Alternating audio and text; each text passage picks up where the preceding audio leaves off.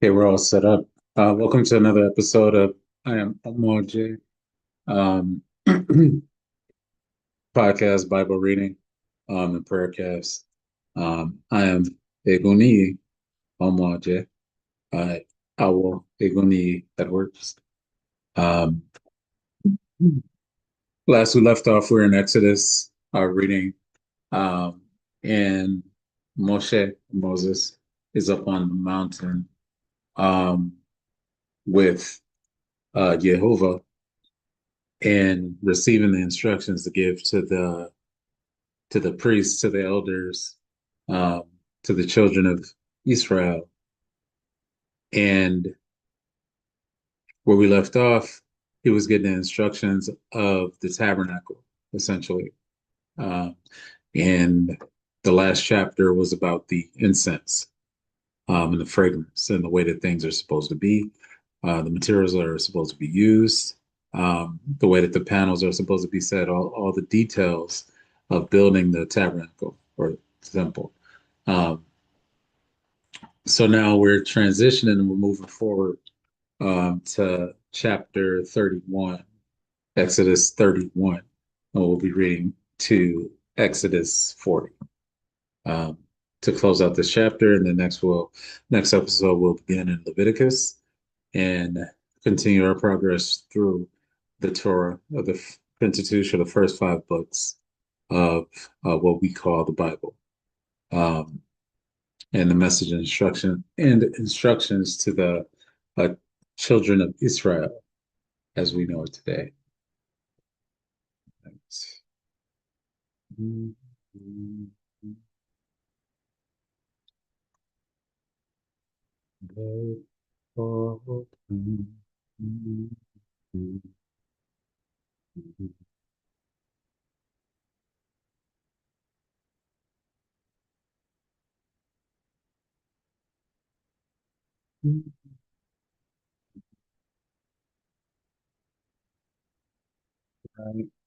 Wow.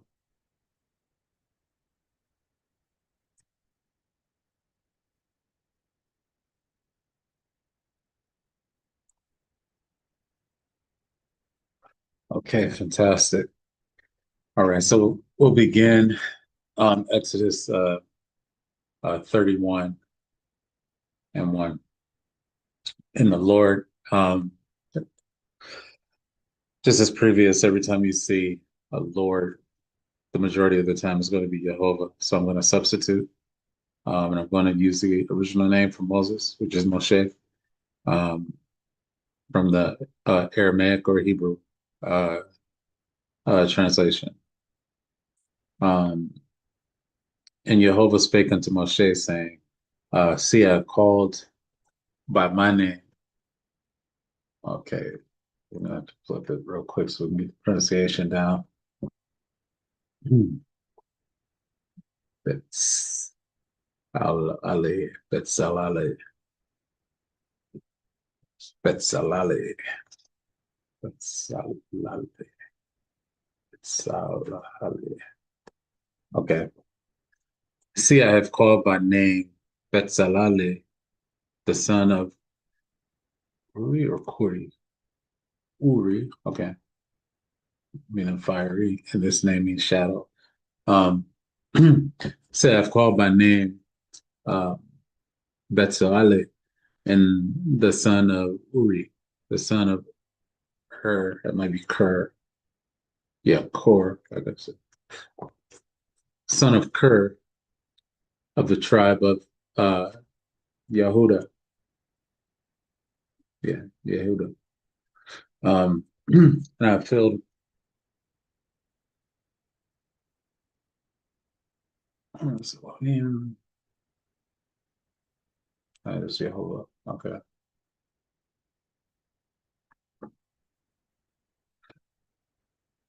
See, I've called by name but Alale, the son of Uri, the son of Kor of the tribe of Yehuda, and I filled him with the spirit of Elohim and wisdom and understanding and in knowledge and in all manner of workmanship to devise cunning works, to work in gold and in silver and in brass, and in cutting of stones to set them, and in carving of timber to work in all manner of workmanship. And I, behold, I have given with him Aholiab, maybe, no, Oholiab,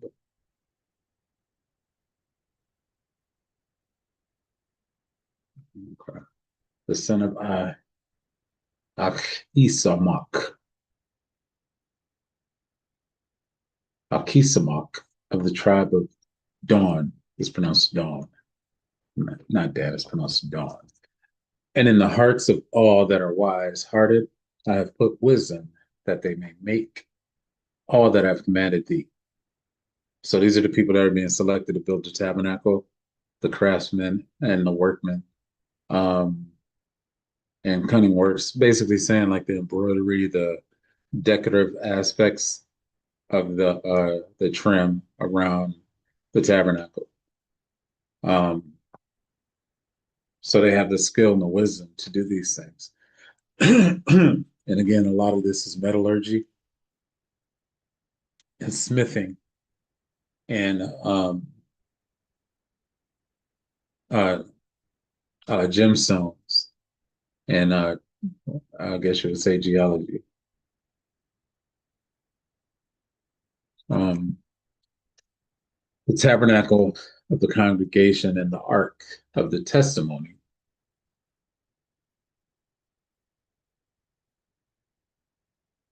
and the mercy seat that is thereupon, and all the furniture of the tabernacle, and the table and his furniture, and the pure candlestick with all his furniture, and the altar of incense, and the altar of burnt offering with all his furniture, and the laver, I think that's basin, right?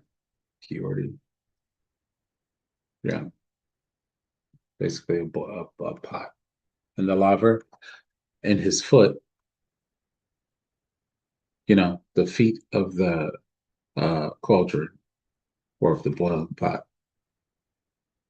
And the altar of burnt offering with all his furniture, and the laver and his foot, and the cloths of service, and the holy garments for Aharone, the priest, and the garments of his sons to minister in the priest's office or present position. That's what it means. This charge. And the anointing oil and the sweet incense for the holy place, according to all that I have commanded thee, shall they do.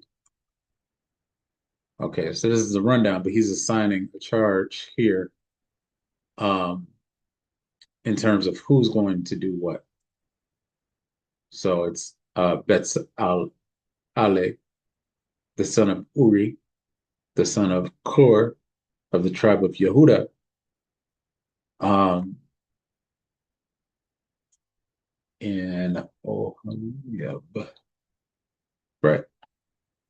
Aholiab, the son of Ahisamach, Aki, Ahisamach, of the tribe of Dan. Okay, so that's the tribe of Yehuda, and that's the tribe of Dan. I believe they both have the same mother. Um,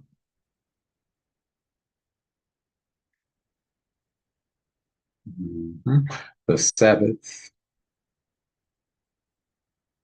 And Jehovah spake unto Moshe, saying, Speak thou also unto the children of Israel, saying, Verily, my Sabbaths ye shall keep, for it is a sign between me and you throughout your generations, that ye may know that I am Jehovah that doth sanctify you.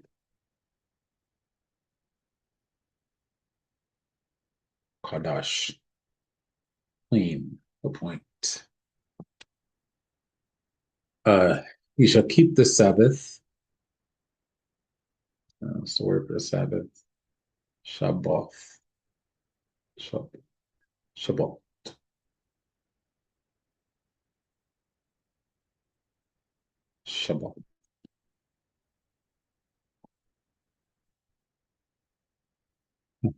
Okay. You shall keep the Shabbat. Therefore, for it is holy unto you. Everyone that defileth it shall surely be put to death. For whosoever doeth any work therein, that soul shall be cut off from among his people. 6 days may work be done, but in the seventh and the Sabbath, or the Shabbat of rest, holy to Jehovah. Yeah. Holy to Jehovah, whosoever doeth any work in the Shabbat day, he shall surely be put to. Uh, Wherefore the children of Israel shall keep the Shabbat to observe the Shabbat throughout their generations for a perpetual covenant. It is a sign between me and the children of Israel forever. For in 6 days Jehovah made heaven and earth. Um, and Shamayim, or Shameh, uh, and by the heaven, um, this is not discussing the place where the Most High sits. This is saying the sky. That's what this is saying. This is saying the sky. This is not to be confused with where the Most High sits in terms of the heavens. This is the sky, literally. And the earth is talking about the land, um, or the ground.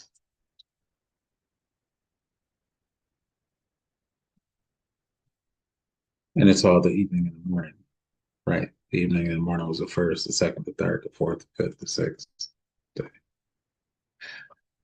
And on the seventh day he rested and was refreshed. And he gave unto Moshe, when he had made an end of communing with him upon Mount Sinai, I believe. Sinai. Yeah, Sinai. It's not Sinai. Like it's commonly pronounced as Sinai. Um, and he gave unto Moshe, when he had made an end of communing with him upon Mount Sinai, 2 tables of testimony, tables of stone written with the finger of Elohim Etzbah, of Elohim. Okay. So after he was finished, after he had communed, um, Elohim or Jehovah, well, this said Jehovah Elohim is how it's typically pronounced. Jehovah Elohim. Uh-huh.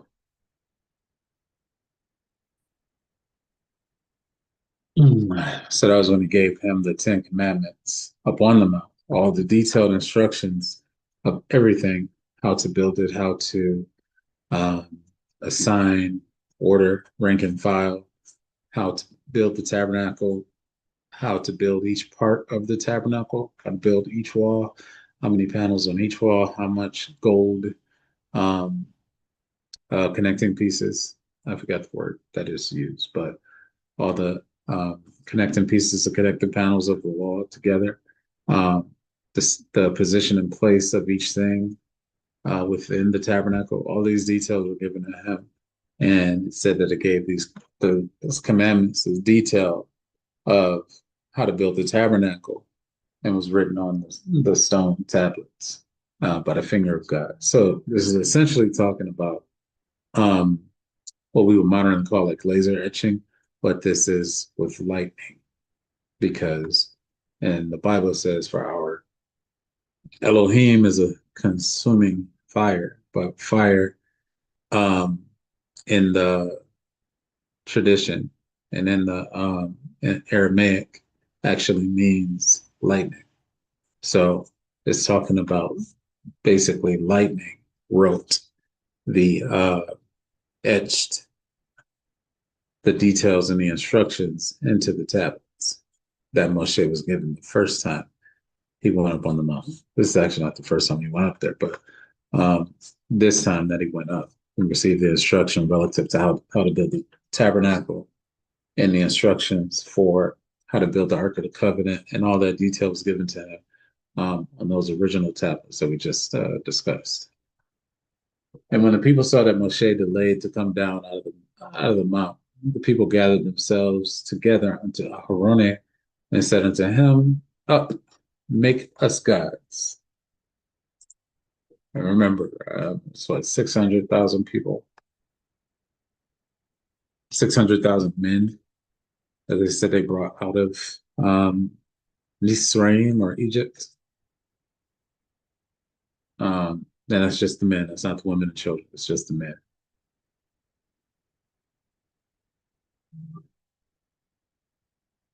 Um, yeah. This is Elohim in plural form. There's no such thing as an uppercase or lower case when it comes to Elohim, because Elohim is a generic term that means gods. But they're inserting that as well because this is not the original language um, that these scriptures were written in. So it's a translation. But on the time when they say that these are translated, they did not have a direct um, understanding of how pronunciation of the language actually is. So these are all estimations and guesstimations. These are not direct translations from the people uh, to them. These are people over the passage of time trying to rediscover and retranslate what these things are, which is why we're going to do our own translation in coordination with our Igungun, our ancestors, so that we can have the direct perspective of what they went through, what they experienced, and how they want us to tell the story. But we shall continue. Um, we'll go back to the other one. There's some detail that I need to break down there. Said unto him, Up, make us Elohim, which shall go before us. For as for this Moshe, the man that brought us up out of the land of Mitzrayim, we what not what has become of him. We don't know what happened to him, basically, because he's up on the mountain. He's been there for 40 days in consecration. Um, so we don't know what happened to him because he basically just went up into the mountain and disappeared. And they believe that they are abandoned once again. Um, and Aharoni said unto them, Break off the golden earrings which are in the ears of your wives, of your sons, and of your daughters, and bring them unto me. This is letting you know and showing you that the position of a priest relative to the people is the people petition the priest and they can direct, you know, the manner in which the priest responds. He's connected to the people. He's not independent of them. Um, and you'll see this down through the future chapters as we go to the different prophets. There's a difference between a prophet and a priest. The prophet is more tethered and connected to the Most High, Jehovah, Yahweh, Elohim. Um, he's more connected to the deity as opposed to a priest. The priest stands in a gap between and it essentially operates on behalf of the voice of the people. So it's a different position when you talk about the prophets versus the priests.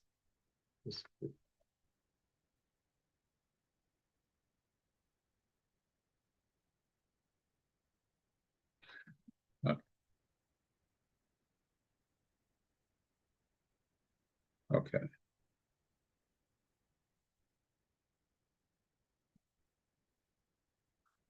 All right.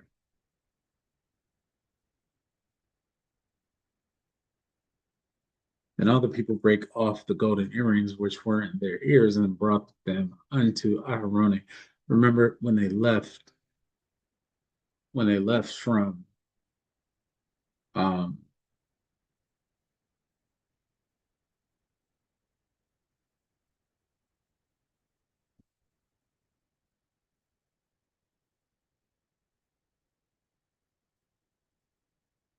when they left from Mitzrayim or Egypt, uh, they they were instructed to borrow from their neighbors gold and silver and things of that nature, and put them in their earrings and carry them on them because what they used to do back then, according to the stories and the instructions, is that they would carry um, money. It was, as it was called in the scripture, it was called money. So they would carry money, um, or a weighted amount of gold or silver or precious metal, or gemstones.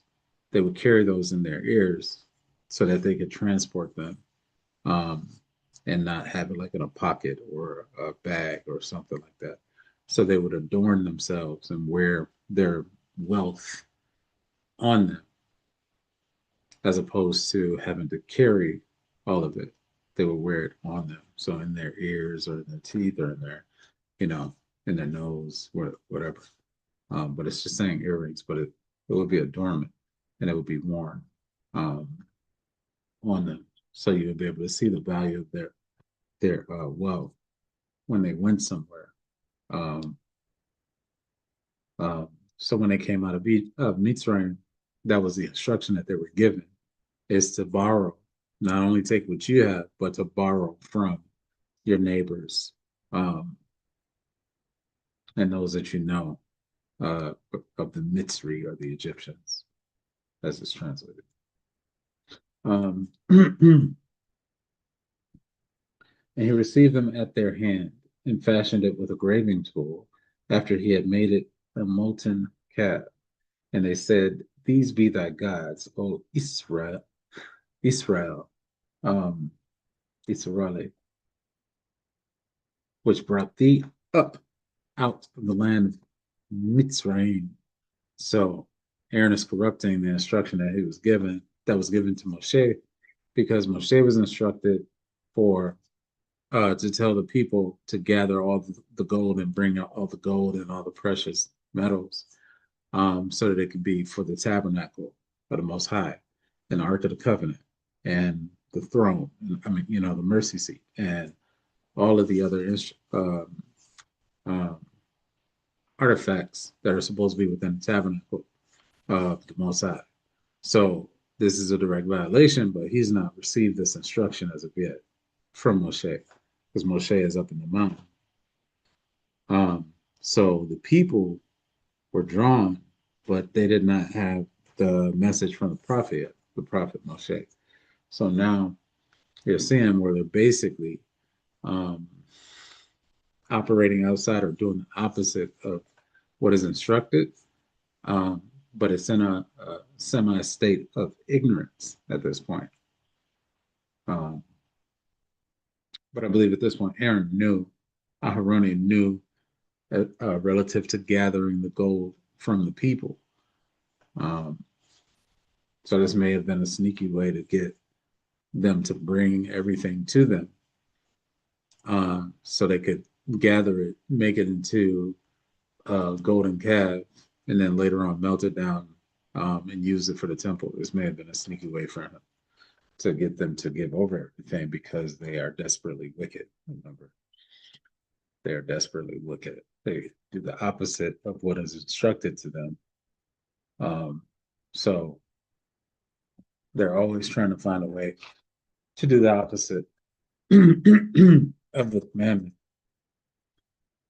And they don't really have a commandment here outside of the commandments that they had when they went into Mitzrayim or Egypt. So now they've been getting commandments based on what stage of the wilderness that they're in. And this is another stage and another step of their disobedience, causing more concrete law. Each time they disobey, the laws get more concrete and more defined.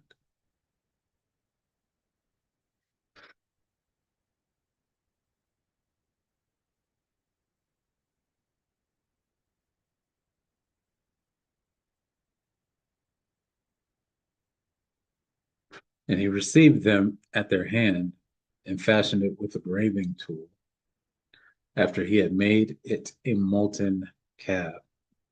And they said, These be thy gods, O Israel, which brought thee up out of the land of Mitzrayim. And when Aharonah saw it, he built an altar before it. And Aharonah made proclamation and said, Tomorrow is a feast to the Lord. Now, this Lord has to be different. Because it's saying it's Jehovah, but this is not talking about Jehovah because they just made a golden calf to Bel or Baale, you know. So this, it's saying Jehovah here, but that wouldn't make any sense because he's not even talking about Jehovah. He's talking about Baale, which the golden calf represents. It doesn't represent Jehovah. And it rose up early on the morrow because it was specifically instructed not to make um, idols or images, graven images, um, unto the Most High or to any other deity. So this is a direct violation, and the priesthood is the one that's violated um, in this scripture here.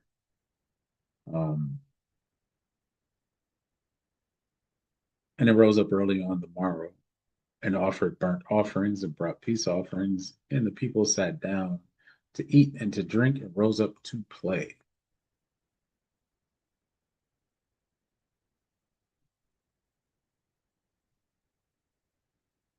Sakak.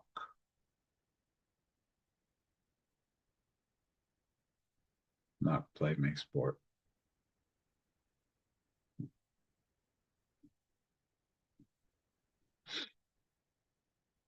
And Jehovah said unto Moshe, Go get thee down, for thy people, which thou broughtest out of the land of Mitzrayim, have corrupted themselves. Just that fast, less than 40 days. They have turned aside quickly out of the way which I commanded them. They have made them a molten calf, and have worshipped it, and have sacrificed thereunto, and said, These be thy gods, these be thy Elohim, O Israel, which have brought thee up out of the land of Mitzrayim. This is exactly the opposite of what Jehovah instructed him to do. And Jehovah said unto Moshe, I've seen these people, and behold, it is a stiff-necked people, meaning they are hard-headed, essentially.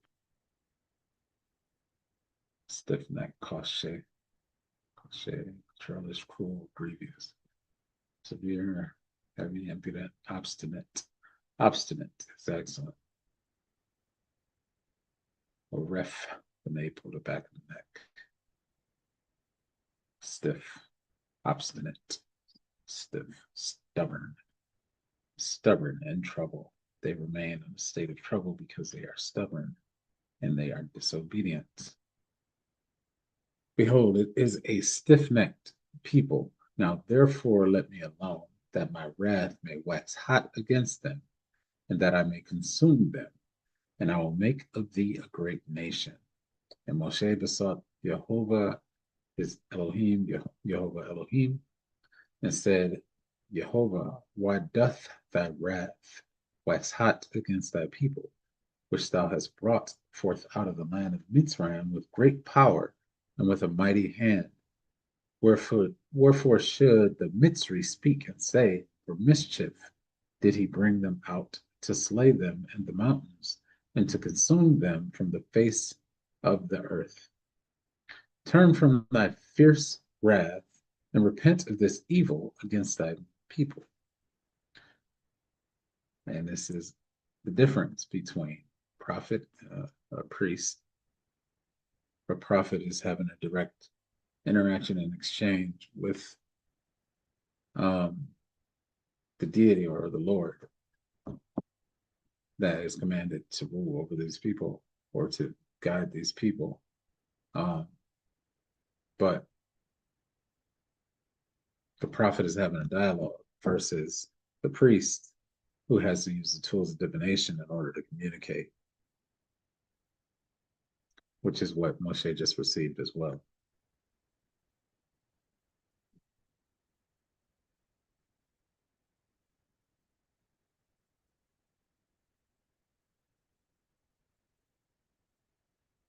Remember Abraham or Abraham, Ibrahim, Abraham, Ishkak, and Israeli, thy servants, to whom thou swearest by thine own self, and sayest unto them, I will multiply your seed as the stars of heaven, and all this land that I have spoken of will I give unto your seed, and they shall inherit it forever.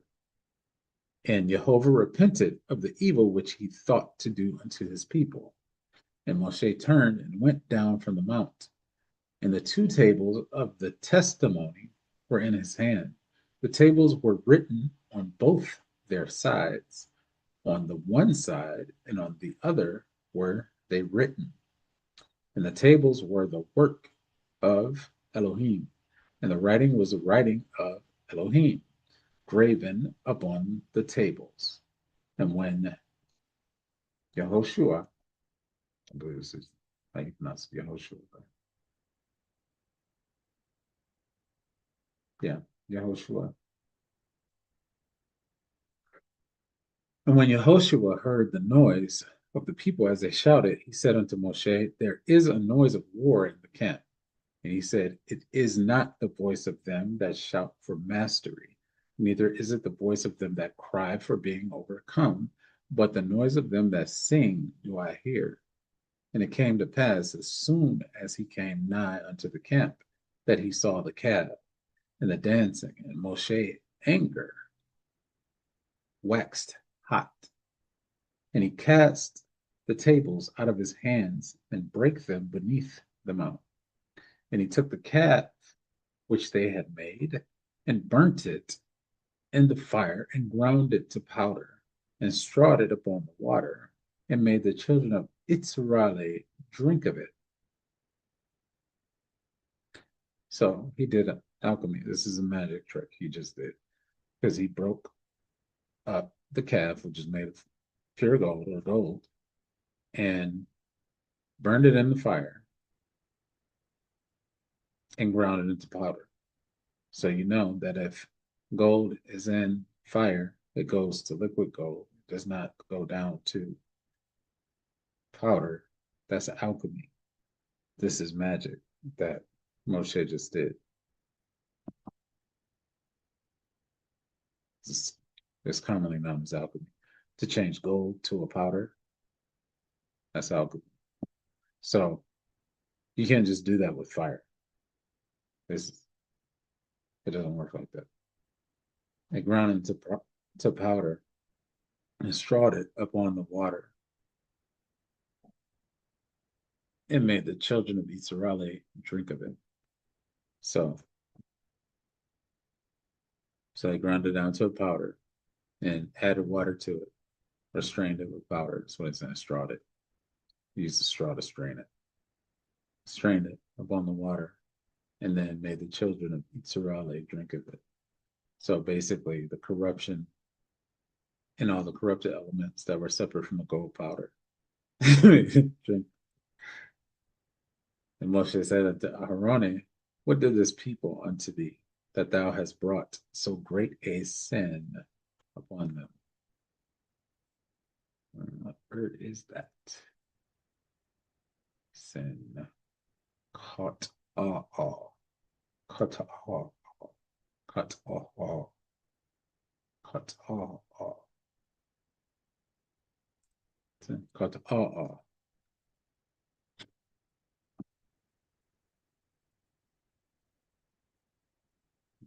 And the word sin is a blanket terminology.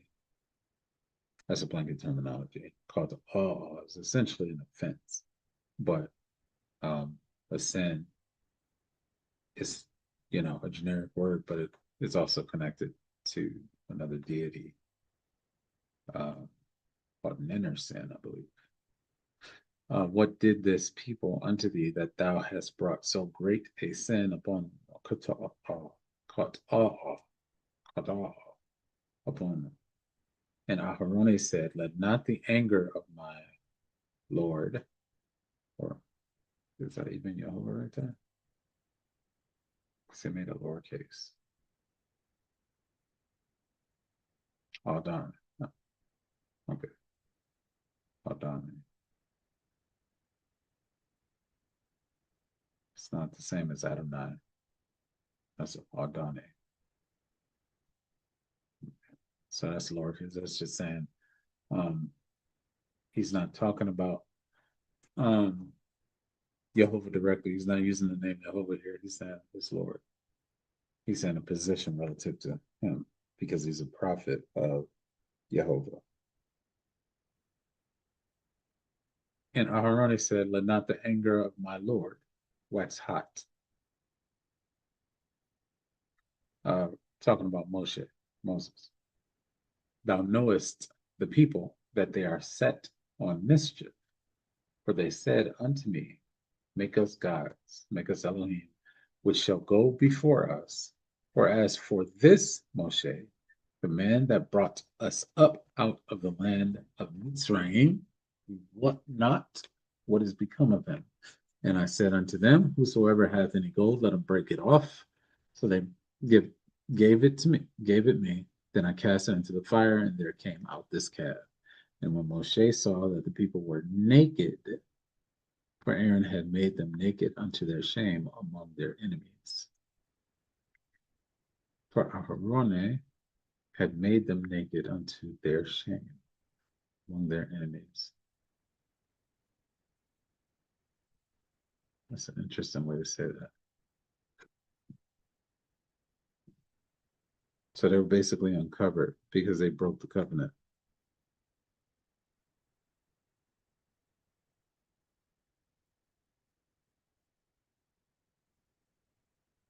And Moshe stood in the gate of the camp and said, who is on the Lord's side?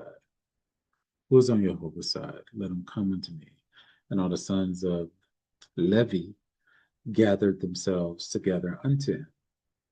And he said unto them, thus saith Jehovah, Elohim of Israel, put every man his sword by his side, and go in and out from gate to gate throughout the camp, and slay every man his brother, and every man his companion, and every man his neighbor. And the children of Levi did according to the word of Moshe, and there fell of the people that day about 3,000 men. For Moshe had said, consecrate yourselves to the day Jehovah, even every man upon his son and upon his brother, that he may bestow upon you a blessing this day. And it came to pass on the morrow that Moshe said unto the people, ye have sinned a great sin. And I now will go up unto Jehovah, peradventure I shall make an atonement for your sin. And Moshe returned unto Jehovah and said, oh, this people have sinned a great sin, and have made them gods of gold. Yet now if thou wilt forgive their sin, if not, blot me. Whoa. He praised thee out of thy book which thou hast written. And Jehovah said unto Moshe, whosoever hath sinned against me, him will I blot out of my book. Therefore now go, lead the people into the place of which I have spoken unto thee. Behold, mine angel, or Malach, messenger, shall go before thee. Nevertheless, in the day when I will visit their sin upon them. And Jehovah plagued the people because they made the calf which Aharon made.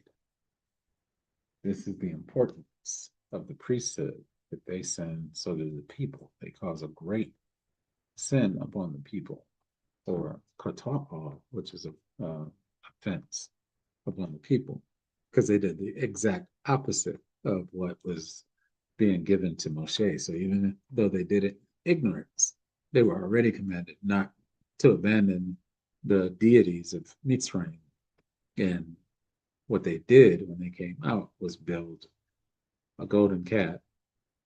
And down through the passage of time, we understand that that is for Baale, or commonly pronounced as Bel, but Baale, according to phonetic construction. So, but there's also Hathor, which is an Egyptian deity, which is a calf as well. But it's a bull. So it's not a calf, it's a bull. So that's a little bit different.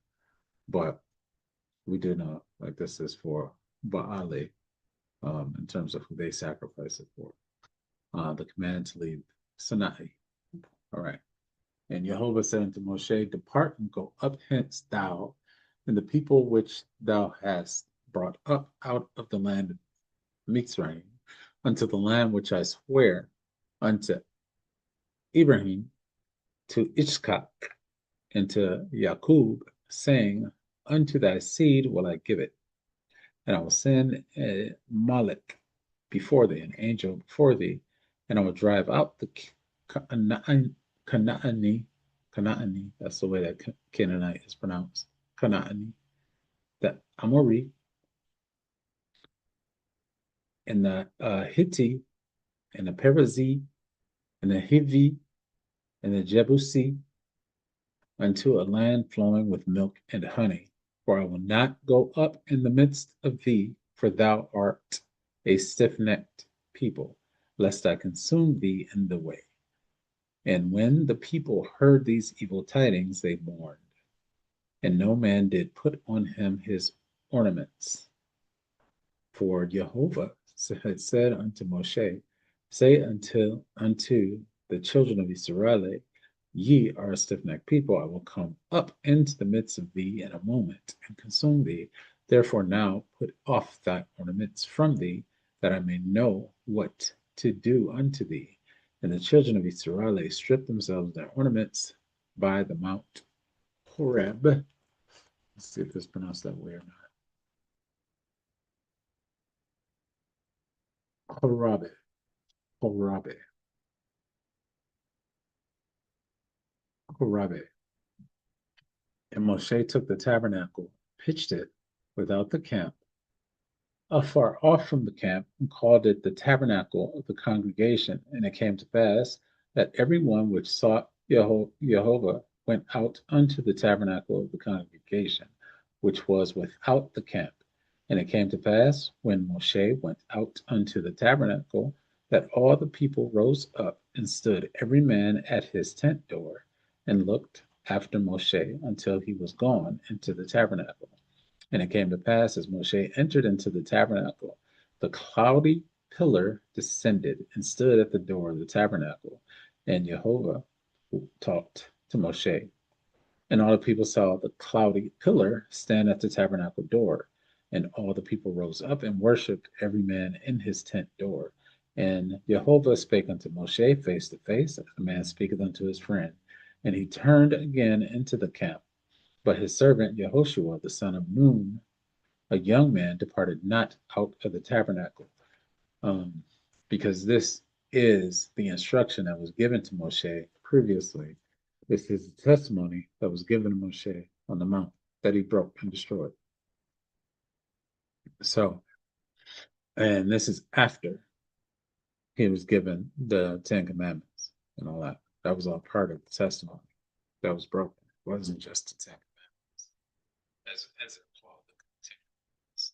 It wasn't just the Ten Commandments. It was also the tabernacle and the detailed how to build the tabernacle.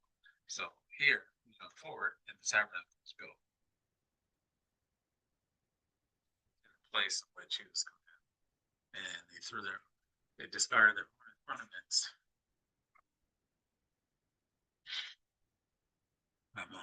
Korabe.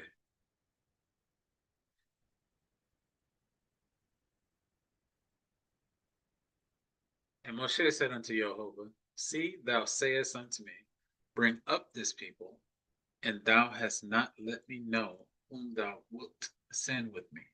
Yet thou hast said, I know thee by name, and thou hast also found grace in my sight.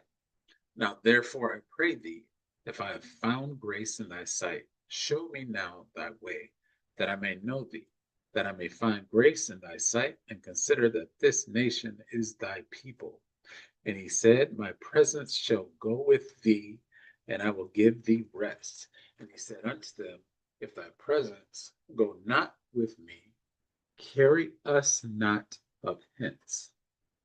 For wherein shall it be known here that I and thy people have found grace in thy sight? Is it not in it in that thou goest with us? Ah, oh, the Englishman. So shall we be separated, I and thy people, from all the people that are upon the face of the earth. And Jehovah said unto Moshe, I will do this thing also that thou hast spoken, for thou hast found grace in my sight, and I know thee by name. And he said, I beseech thee, show me thy glory. And he said, I will make all my goodness pass before thee, and I will proclaim the name of Jehovah before thee, and will be gracious to whom I will be gracious, and will show mercy on whom I will show mercy. And he said, Thou canst not see my face, for there shall no man see me and live. And Jehovah said, Behold, there is a place by me, and thou shalt stand upon a rock. And it shall come to pass, while my glory passeth by, that I will put thee in a cleft of the rock, and will cover thee with my hand while I pass by. And I will take away mine hand, and thou shalt see my back parts, but my face shall not be seen. Um, and this is the physical manifestation of uh, Jehovah. So this is his uh, physical form in terms of how he appeared to him, but he said, "You shall not see his face," um, because it will basically destroy him um, due to the frequency or the greatness of it. Um, so you can only see the back of Jehovah. So he would essentially shield him so he could pass by and not see his face, and then be able to see his back parts, but he's moving through. So they're saying that he's face to face in the beginning of this. They said he was face to face, spoke to Jehovah face to face, but he's already in the tabernacle. So there's layers and veils in the tabernacle. So face to face doesn't mean the same thing.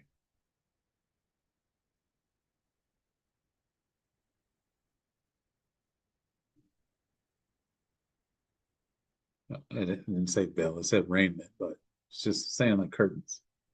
So he's not directly looking at the face of the Most High.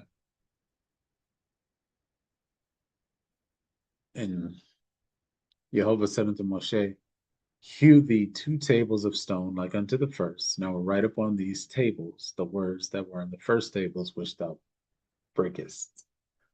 And so Moshe went and negotiated and basically said, Spare the children of Israel. Um, but he didn't know. And this is a prophet. So he carries the energy of the deity that they represent. And he carried the energy of Jehovah down and saw, but Jehovah saw it first as it were doing it and told Moshe and basically went down with the energy of Moshe, like, destroy them all.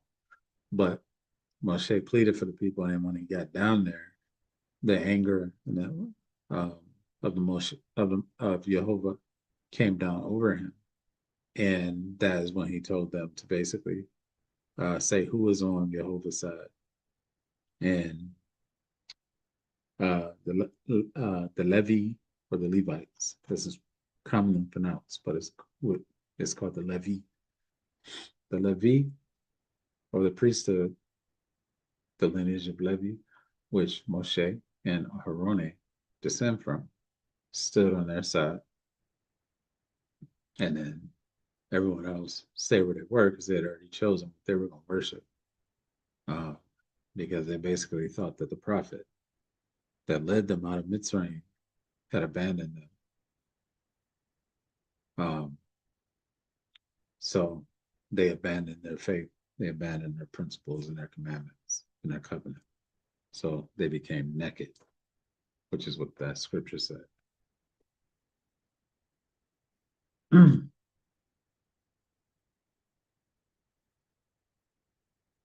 Naked amongst their enemies. Wow. And Jehovah said unto Moshe, yeah, I said that already.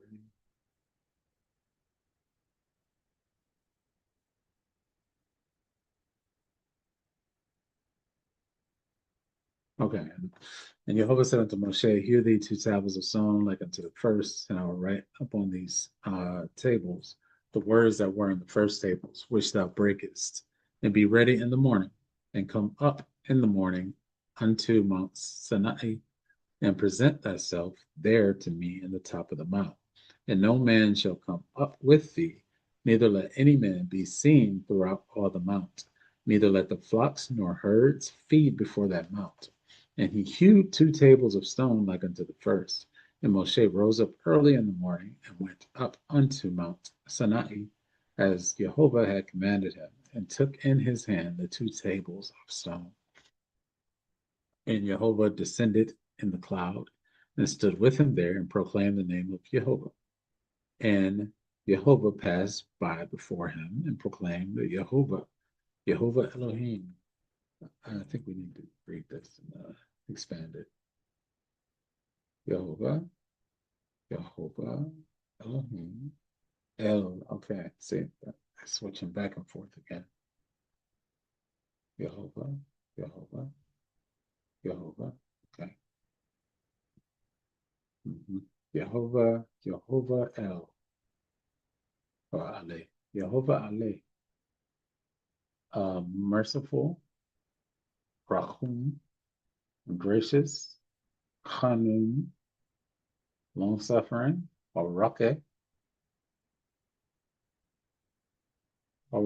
off, abundant, Rab,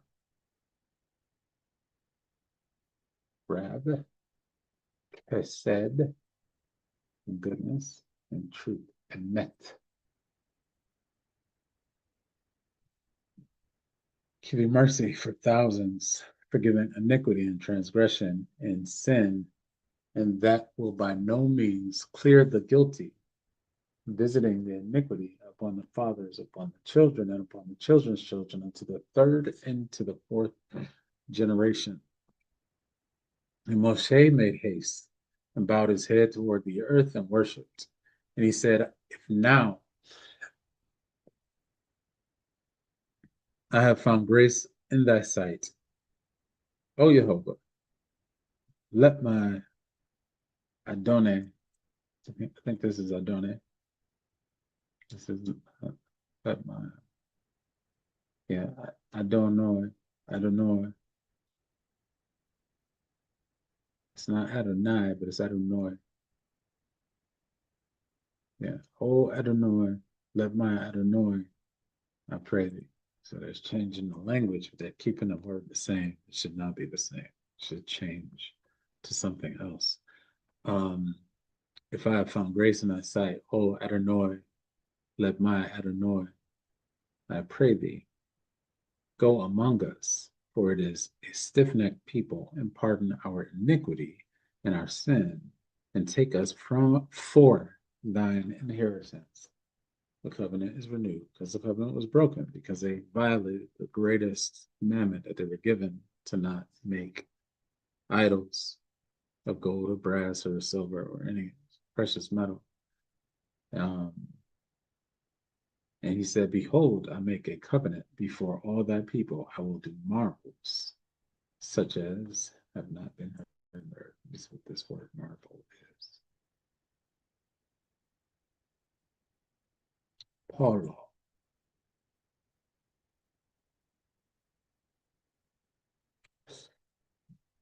Make great. Make great. And he said, behold, I make a covenant before all thy people. I will do marvels. Paulo. Such as have not been done in all the earth, nor in any nation, and all the people among which thou art shall see the work of Jehovah. For it is a terrible thing that I will do with thee. Observe thou that which I command thee this day. Behold, I drive out before thee the Amorite, and the Canaanite, and the Hittite, and the Perizzite, and the Hivi, and the Jebusite. Take heed to thyself, lest thou make a covenant with the inhabitants of the land whither thou goest, lest it be for a snare in the midst of thee.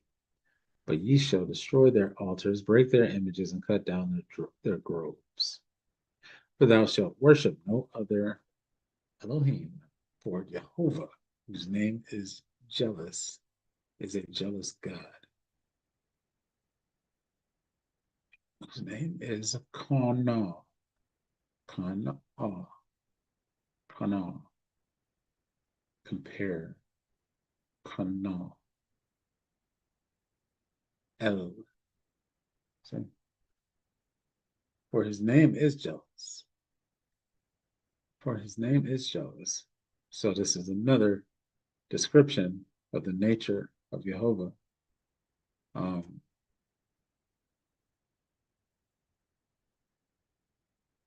and it said, go into the land in which thou goest.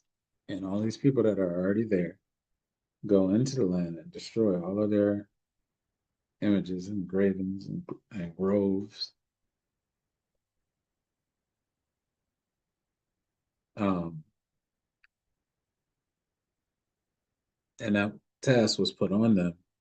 But if they had not broken the original covenant, they probably would not have had to do this.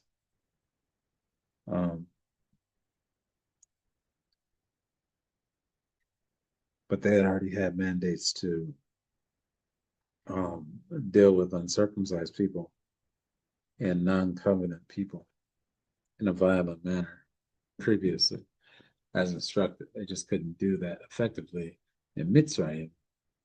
And found themselves in bondage. Whose name is Kona, of jealous. So this is another aspect of Jehovah. Lest thou make a covenant with the inhabitants of the land, and they go a whoring after their gods, and do sacrifice unto their gods. And one call thee, and thou eat of his sacrifice. And thou take of their daughters unto thy sons, and thy daughters go a whoring after their gods, and make thy sons go a whoring after their gods. Thou shalt make thee no molten gods, or Elohim. The feast of unleavened bread shalt thou keep 7 days. Thou shalt eat unleavened bread, as I commanded thee, in the time of the month Abib, which is the first month of the year. Abib is the first month of the year. For in the month Abib thou camest out from Mitzrayim, as commanded. And they had things that they needed to do. And each time that they went before Pharaoh or Paro, each time they went before Paro, they were told to that a plague would happen, or basically a curse each time, because Paro did not want to let them loose because of the prosperity that had happened due to the time of Yosefe, and how he survived the granary and everything like that during the years of famine that came. So thou shalt make thee no molten gods. Elohim, Feast of 11, yeah, which is critical to their exit. Each one of these feasts have an origin. This is the whole point. Like when it comes to the tradition and ritual, each one is tethered to a period of time that defines the people relative to the deity and relative to Jehovah specifically. So, yes, Yaqub or Israeli, Yaqub, he built pillars basically that we were reading with.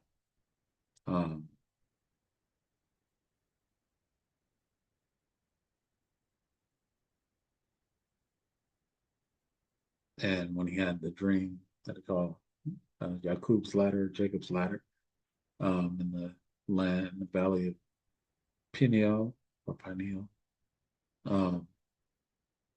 Yeah, that was where he built the first pillar, I believe. And then he built pillars each way, and the pillars were where offerings were made, where prayers are gathered, where prayers are made, and offerings are and sacrifices are made, presented. You know, so those places matter, and because of the journey in his sojourn and his challenging life. Um, that's why he was given the expanse of his seed, expanse of his generations, and the covenant that was made, and said that his seeds will be as many as the stars in the sky. And it was made multiple times to Ishkak and Ibrahim. Or Abraham.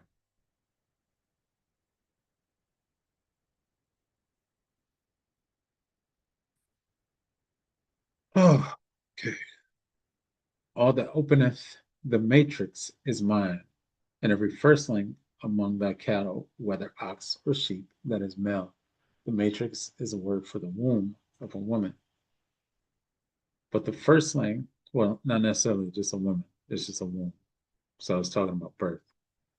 Um, so it's saying the firstling, because the firstborn sons are also given as sacrifices in terms of their lives, not human sacrifice and offered, but in terms of their lives. So they're devoted to um, Jehovah.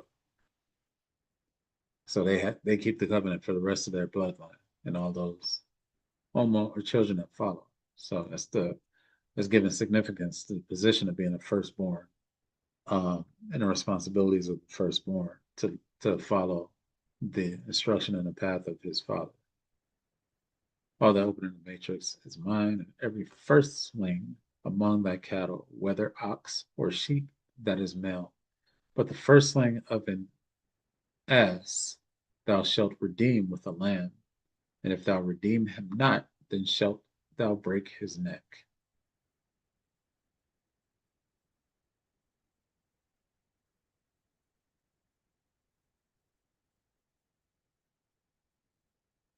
All the firstborn of thy sons thou shalt redeem, and none shall appear before me empty. What does that mean by redeem?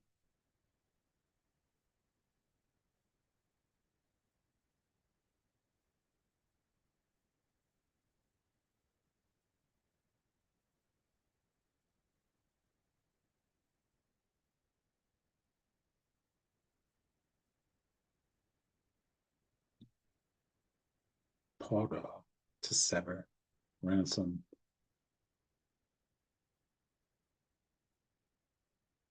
rescue,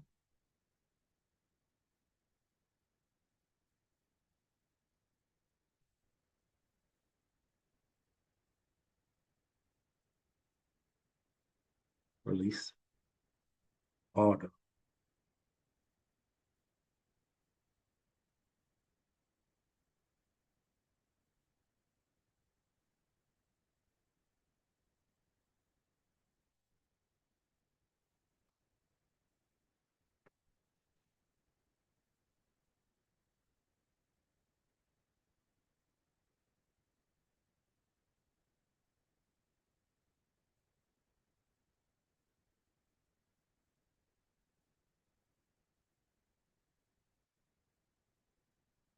I don't understand what that means redeem.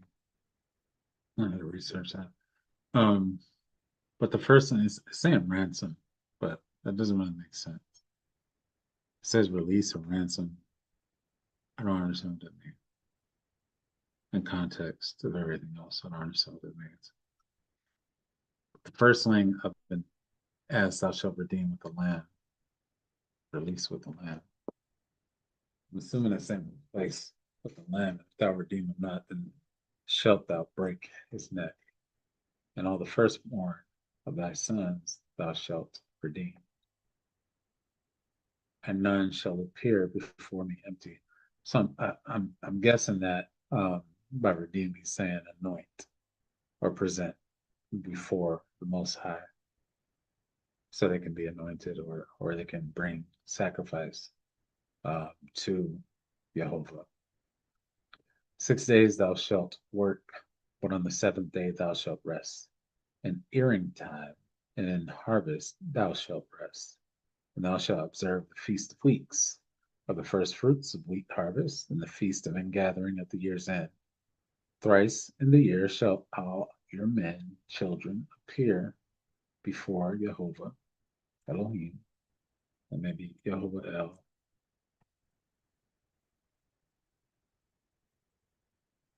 Oh, okay. Adonai, Jehovah Elohim of Israel. So, Lord thy God is Jehovah. Um, uh, I believe. Before, when they do Lord God, they do Adonai, Jehovah, Adonai, or Adonai, Jehovah, Adonai, Adonai, Jehovah. Thrice in the year shall all your men and children appear before Adonai, Jehovah, the Elohim of Israel. For I will cast out the nation before thee, and enlarge thy borders. Neither shall any man desire thy land when thou shalt go up to appear before Jehovah Elohim thrice in the year.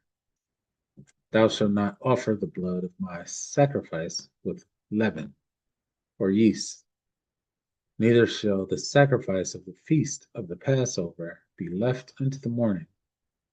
The first of the first fruits of thy land thou shalt bring unto the house of Jehovah Elohim. Thou shalt not seethe a kid in its mother's milk or boil. That was instruction previously given to Moshe. Um, and Jehovah said unto Moshe, write thou these words, for after the tenor of these words I have made a covenant with thee and with Israel. And he was there with Jehovah 40 days and 40 nights. He did neither eat bread nor drink water, and he wrote upon the tables the words of the covenant, the Ten Commandments. So he had to do it all over again, and he had to go through the process all over again, and everything that happened the first time he went up, he had to do all over again for 40 days and 40 nights, like he did the first time. And this is a position of a prophet that's dealing with a stiff necked people.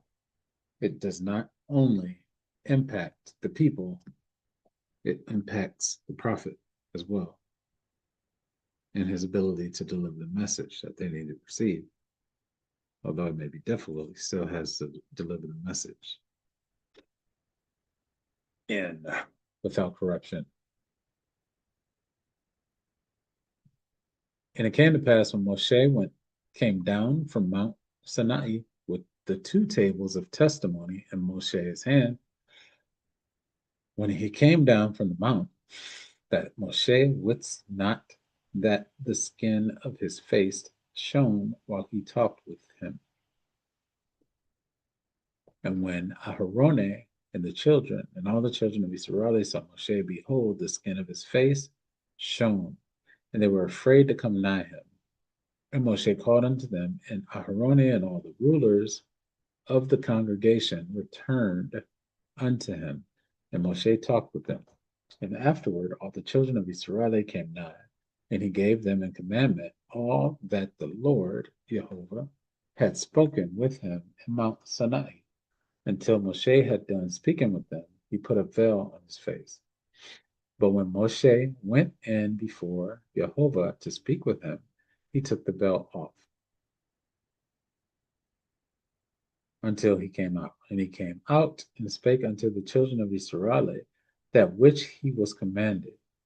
And the children of Israel saw the face of Moshe, that the skin of Moshe's face shone. And Moshe put the veil upon his face again until he went in to speak with them. And this is why, they talk about the countenance lifted and they show the sun disk and all these things in iconography behind Jesus and um, the different prophets is to show anointing and the countenance being lifted and the presence of the Most High upon the prophets. And that's what you see with Moshe here. And he was told not to go face to face to the Most High. That's why he hit him in the rock. And told him what to do until he passed by him. So, and remember last time that he came out of the mount, he came out of the mountain, had them kill 3,000 people, 3,000 men, because of the wickedness. So when he came out of the mount this time, um, you know, after making essentially a new covenant, he had to make another covenant for the people on behalf of the people because they fell into wickedness. Um, and he told them what to follow so they would not be destroyed. Um, because Jehovah wanted to destroy them and consume them completely um, when they built the golden calf and violated the covenant. Okay. And Moshe gathered all the congregation of the children of Israel together and said unto them, these are the words which Jehovah hath commanded, that ye should do them.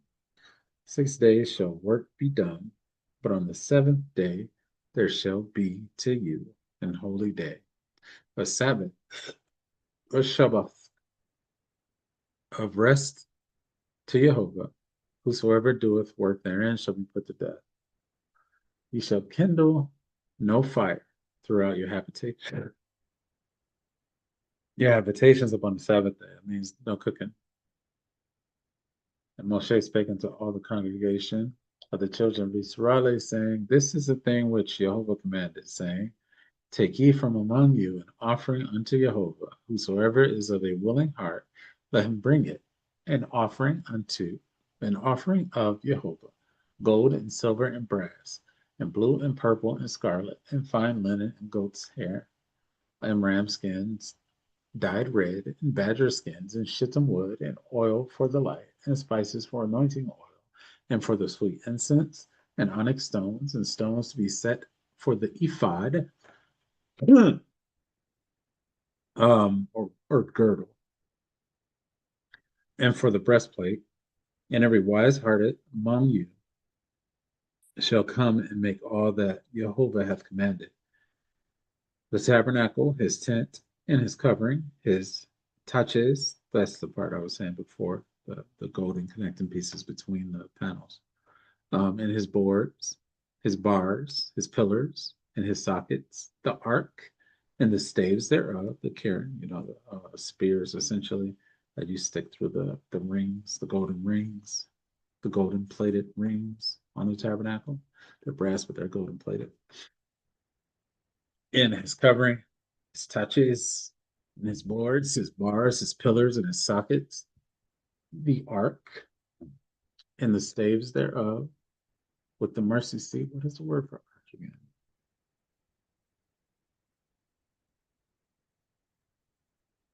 Arone. Arone. Arone. The ark is Aaron. Hmm.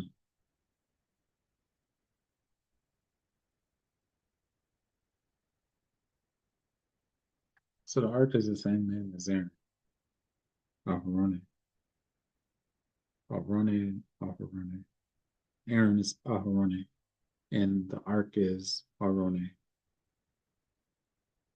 The ark and the staves thereof, with the mercy seat and the veil of the covering, the table and his staves, and all his vessels, and the shewbread, the candlestick also for the light, and his furniture, and his lamps, with the oil for the light, and the incense altar, and his staves, and the anointing oil, and the sweet incense, and the hanging for the door at the entering in of the tabernacle, the altar of burnt offering, with his brazen grate, his staves, and all his vessels, the laver and his foot, the hangings of the court, his pillars and their sockets, and the hanging for the door of the court, the pins of the tabernacle and the pins of the court and their cords, the cloths of service to do service in the holy place, the holy garments for Aharone. Now we can see.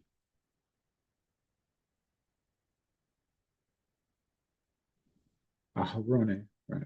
Aharone and Aharone. Um,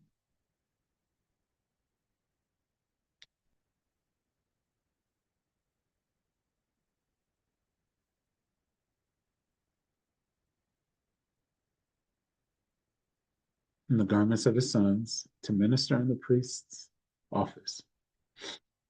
And all the congregation of the children of Israel departed from the presence of Moshe, and they came, every one whose heart stirred him up, and every one whom his spirit made willing, and they brought Jehovah's offering to the work of the tabernacle of the congregation, and for all his service, and for their holy garments. And they came, both men and women, as many as were willing hearted, and brought bracelets, and earrings, and rings, and tablets, all jewels of gold.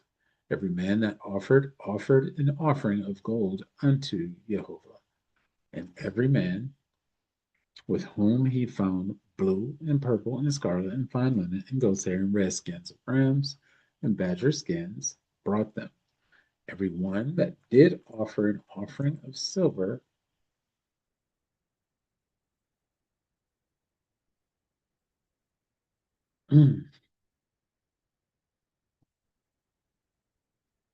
and brass brought Jehovah's offering. And every man with whom was found shittim wood for any work of the service brought it. And all the women that were wise hearted did spin with their hands, and brought that which they had spun, both of blue, and of purple, and of scarlet, and of fine linen. And all the women whose heart stirred them up in wisdom spun goat's hair, and the rulers brought onyx stones and stones to be set for the ephod. So onyx again is being highlighted, and that is the onyx stone of Yosef or Joseph, um, and his brother. No, of Joseph, but of Yosef and his descendants. But I was thinking of Yehoshua, um, Yehoshua and his brother. It's right. I forget. Um, the sons of Noon. Um,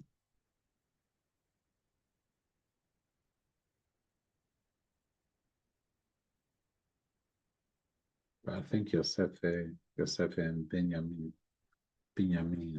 are represented in Onyx because Onyx is two. Onyx is either black and white or red and white, as you can see in the logo here. It says Onyx Stone in the logo. Um, mhm.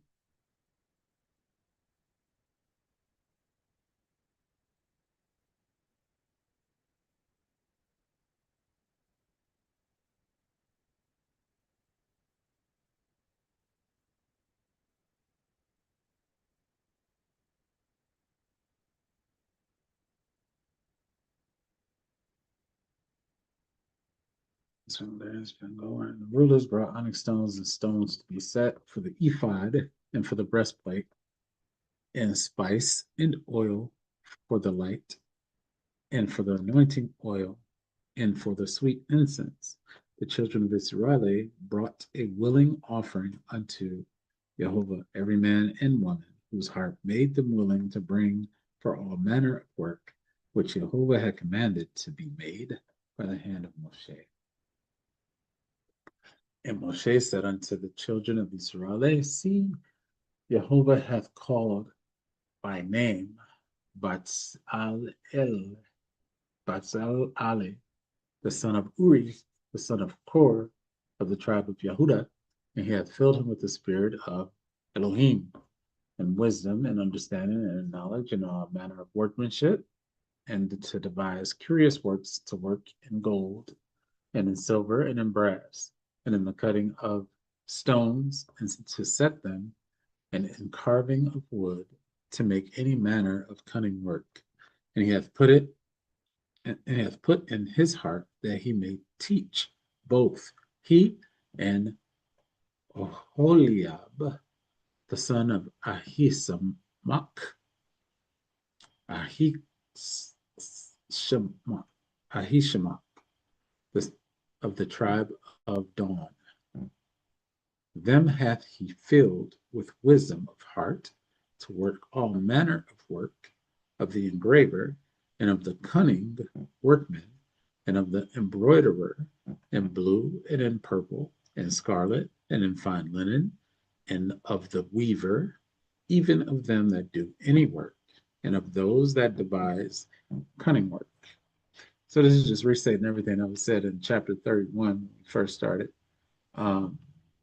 Other commandments that he was given at that point. It's just restating it, but this is when they actually did it. But they were supposed to do it before, but they created the golden calf instead. Then wrought Bits al Alib and Oholiab, and every wise hearted man in whom Jehovah put wisdom and understanding to know how to work all manner of work for the service of the sanctuary, according to all that Jehovah had commanded. And Moshe called Bets al Ale in Aholiab, and every Bets al Ale means shadow, shadowy,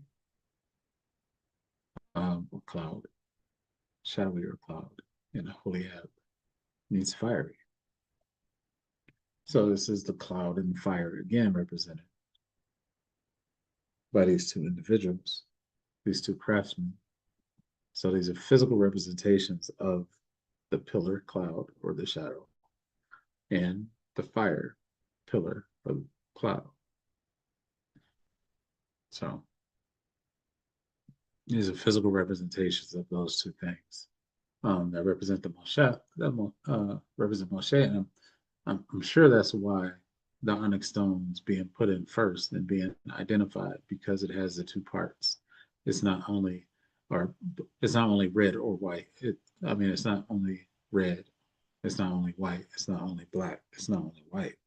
It's both. It's a mix. It's a mixture of black and white, or red and white, crimson and white, or scarlet. Right? I think. I think it's yeah, it's more scarlet in color in terms of the onyx stone. I think it's closer to crimson. Let's see. According to all that the Jehovah had commanded, Moshe called Ale and Aholiab, and every wise-hearted man in whose heart Jehovah had put wisdom, even every one whose heart stirred him up to come into the work to do it. And they received Moshe all the offering which the children of Israel had brought for the work of the service of the sanctuary, to make it withal. And they brought yet unto him free offerings every morning. And all the wise men that wrought all the work of the sanctuary came every man from his work which they made. They spake unto Moshe, saying, the people bring much more than enough for the service of the work which Jehovah commanded to make. And Moshe gave commandment. Sidebar. This is supposed to be Old English. This is not actually Old English. They were still using Old English in the early 1900s, late 1800s. And it did not look anything like this or sound anything like this. I just wanted to make that note. So for this to be said to be Old English, this is not really Old English. This is not really. I mean, they're structuring things strangely, but if you read English in the 1800s, it doesn't sound like this. It doesn't sound as developed and smooth as this. It's a lot of words that they used then that they're not using in the Bible. So this is even though it's saying that it's the King James Version, it is a modified version of the King James Version. Because when you read historical documents that were written in the 1800s and the 1700s, they don't read anything like this. And they use words that don't that are much more complicated. Um, so this is interesting. I just noticed that as I'm reading through it, um, that this is not really true Old English. This is more common. This is a more common translation. Um, because a lot of these words wouldn't be used. They would have used other words. And I know that from reading historical documents um, from the time period after the 16, 1700s uh, and 1800s. So for this to say to be written, when they say that it is written, doesn't really make sense because the words are too polished. The words are too polished in the way that everything is flowing together. Old English is actually very, very, very verbose, and they use some very large words. So for it to be this simplistic, um, it doesn't really read like true Old English. It kind of reads like a more modernized version of English. Um,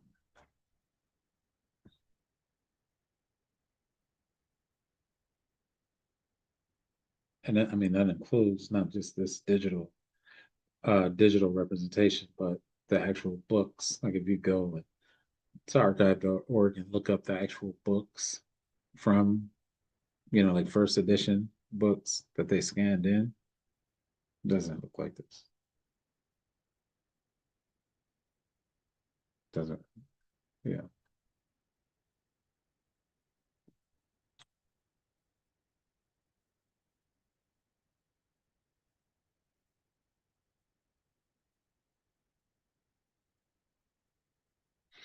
And they spake unto Moshe, saying, the people bring much more than enough for the service of the work which Jehovah commanded to make. And Moshe gave commandment, and they caused it to be proclaimed throughout the camp, saying, let neither man nor woman make any more work for the offering the sanctuary. So the people were restrained from bringing. For the stuff they had was sufficient for all the work to make it, and too much. And every wise hearted man among them that wrought the work of the tabernacle made 10 curtains of fine twined linen and blue and purple and scarlet with cherubims of cunning work made he them. Cherubim. It's not cherubims, it's cherubim. And it's not even cherubims, it's cherubim. Cherub, cherubim, cherubim, cherub. Yeah, cherub. So they don't know what it looked like. Even though he defined them and talked about their wings, they don't know what it looked like. So the little chubby babies with wings and all that, that's not what it is. It's just a modern artist's interpretation because these people were disconnected from the people that presented this to the world.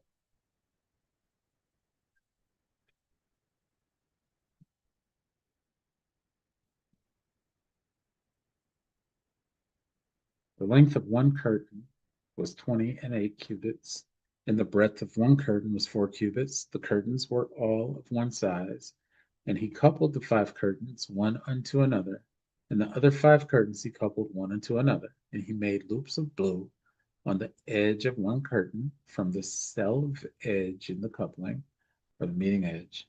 Likewise, he made in the uttermost side of another curtain in the coupling of the second. 50 loops made he in one curtain, and 50 loops made he in the edge of the curtain, which was in the coupling of the second. The loops held one curtain to another, so the loops connected like this. And they held the curtains together. And he made 50 touches of gold and coupled the curtains one into another with the touches. So it became one tabernacle, and he made curtains of goat's hair for the tent over the tabernacle. 11 curtains he made them. The length of one curtain was 30 cubits. So it was all covered in goat hair. But in there and underneath the goat hair was the linen, fine linen that was woven. So this is additional and further instruction for the tent over the tabernacle. 11 curtains he made them. The length of one curtain was 30 cubits, and 4 cubits was the breadth of one curtain. The 11 curtains were of one size. And he coupled 5 curtains by themselves, and 6 curtains by themselves. And he made 50 loops upon the uttermost edge of the curtain in the coupling, and 50 loops made he upon the edge of the curtain which coupleth the second. And he made 50 touches of brass to couple the tent together, that it might be one. And he made a covering for the tent of rams' skins dyed red, and a covering of badger skins above that. And he made boards for the tabernacle of shittim wood, standing up. The length of the board was 10 cubits, and the breadth of a board 1 cubit and a half. One board had 2 tenons equally distant from one from another. Thus did he make for all the boards of the tabernacle. And he made boards for the tabernacle, 20 boards for the south side southward, and 40 sockets of silver he made under the 20 boards, 2 sockets under one board for his 2 tenons, and 2 sockets under another board for his 2 tenons. And for the other side of the tabernacle, which is toward the north corner, he made 20 boards, and there 40 sockets of silver, 2 sockets under one board, and 2 sockets under another board. And for the sides of the tabernacle westward, he made 6 boards. And 2 boards made he for the corners of the tabernacle and the 2 sides, and they were coupled beneath, and coupled together at the head thereof, to one ring. Thus he did to both of them and both the corners. And there were 8 boards, and their sockets were 16 sockets of silver, under every board 2 sockets. And he made bars of shittim wood, 5 for the boards of the one side of the tabernacle, and 5 bars for the boards of the other side of the tabernacle, and 5 bars for the boards of the tabernacle for the sides westward. And he made the middle bar to shoot through the boards from the one end to the other. And he overlaid the boards with gold, and made their rings of gold to be places for the bars, and overlaid the bars with gold. And he made a veil of blue and purple and scarlet and fine twined linen. With cherub made he it of cunning work. And he made thereunto 4 pillars of shittim wood, and overlaid them with gold. Their hooks were of gold, and he cast for them 4 sockets of silver. And he made an hanging for the tabernacle door of blue and purple and scarlet and fine twined linen of needlework, and the 5 pillars of it with their hooks. And he overlaid their chapiters and their fillets with gold, but their 5 sockets were of brass. And this is all the instructions that he was previously given the first time. And this is now them following the instructions of making the ark. So this is really like a manual. And they put the story in the middle about the time between the first instruction or the first testimony and the second testimony. He had to go through the same process. So he went through the process twice. And remember those who don't keep the Sabbath. This is all in the process of time. Those who don't keep the Sabbath, they're in the process of, the 7 days of unleavened bread, days of leaven, whatever, but unleavened bread. So, and the feast of the first fruits and all that is still in the process while they're doing all of this. They're still observing the Sabbath, and they're still, doing everything like that while they're building the tabernacle in this place, and they have not yet entered into the land of milk and honey.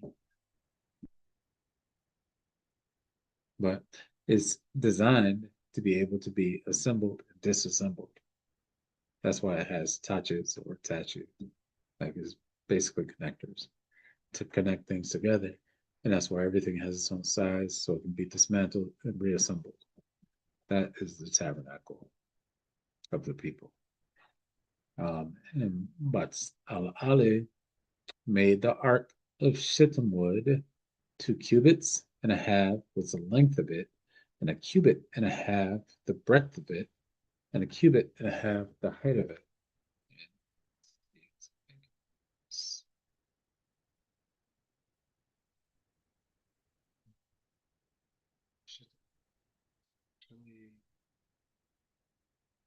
Acacia tree.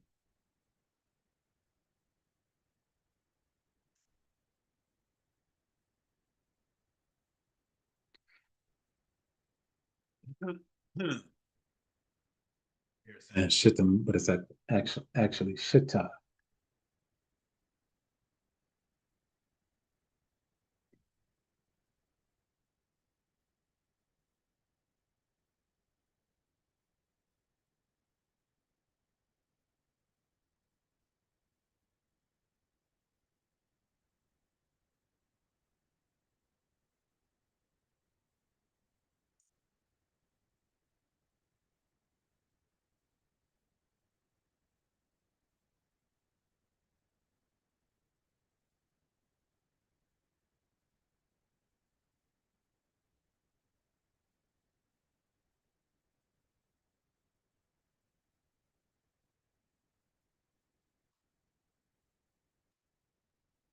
So this is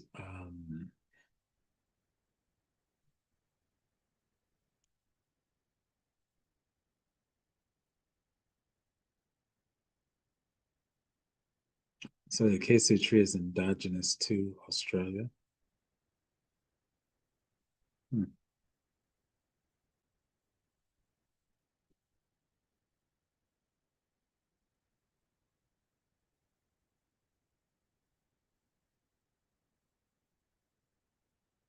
Australasia.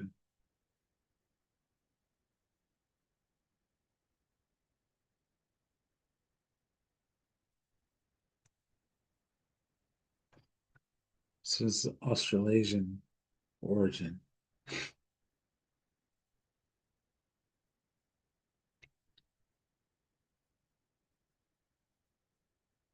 Yep. It was Australasian in origin in terms of the acacia tree. It doesn't originate in what they modernly call Mesopotamia or uh, what they modernly call the Middle East. It doesn't originate there, but that is what the shittim wood is made of. The acacia tree, 2 cubits and a half was the length of it, and a cubit and a half the breadth of it, and a cubit and a half the height of it. Um, I'm saying shittim wood, but this is not being directly translated by the people in the story. So they might be calling it acacia today, but that may not be what it actually was. Um, in terms of what shittim wood actually is, that may not be what it is. And this is the ark of the covenant, and a cubit and a half of the breadth of it, and a cubit and a half the height of it. And he overlaid it with pure gold within and without, and made a crown of gold to it around about. And a cubit is not a standardized form. There's an Egyptian cubit, which is 18 to 21 inches, but that's not guaranteed. That's not a standard, and it's not guaranteed that they use that standard. Just because it's Egyptian and they're coming out of Egypt, that doesn't mean that they used it. But it would make sense. But either way it goes, it's not a standardized form of measurement because whether it ranges from 18 to 21, um, depending on who does what and who is doing the measurement and what area they're from. I'm sure. So, um, and he overlaid with pure gold within and without, and made a crown of gold to it round about. And he cast for it 4 rings of gold to be set by the corners of it, even 2 rings upon the one side and 2 rings upon the other side. He made staves of shittim wood and overlaid them gold. That's what it is. The rings were gold, but the staves were wood overlaid with gold, not brass overlaid with gold. And he put the staves into the rings by the sides of the ark to bear the ark. And he made the mercy seat of pure gold. 2 cubits and a half was the length thereof, and 1 cubit and a half the breadth thereof. And he made 2 cherub of gold, beaten out of one piece made he them, on the 2 ends of the mercy seat, 1 cherub on the end on this side, and another cherub on the other end on that side. Out of the mercy seat made he the cherub on the 2 ends thereof, and the cherub spread out their wings on high, and covered with their wings over the mercy seat, with their faces one to another, even to the mercy seatward were the faces of the cherub.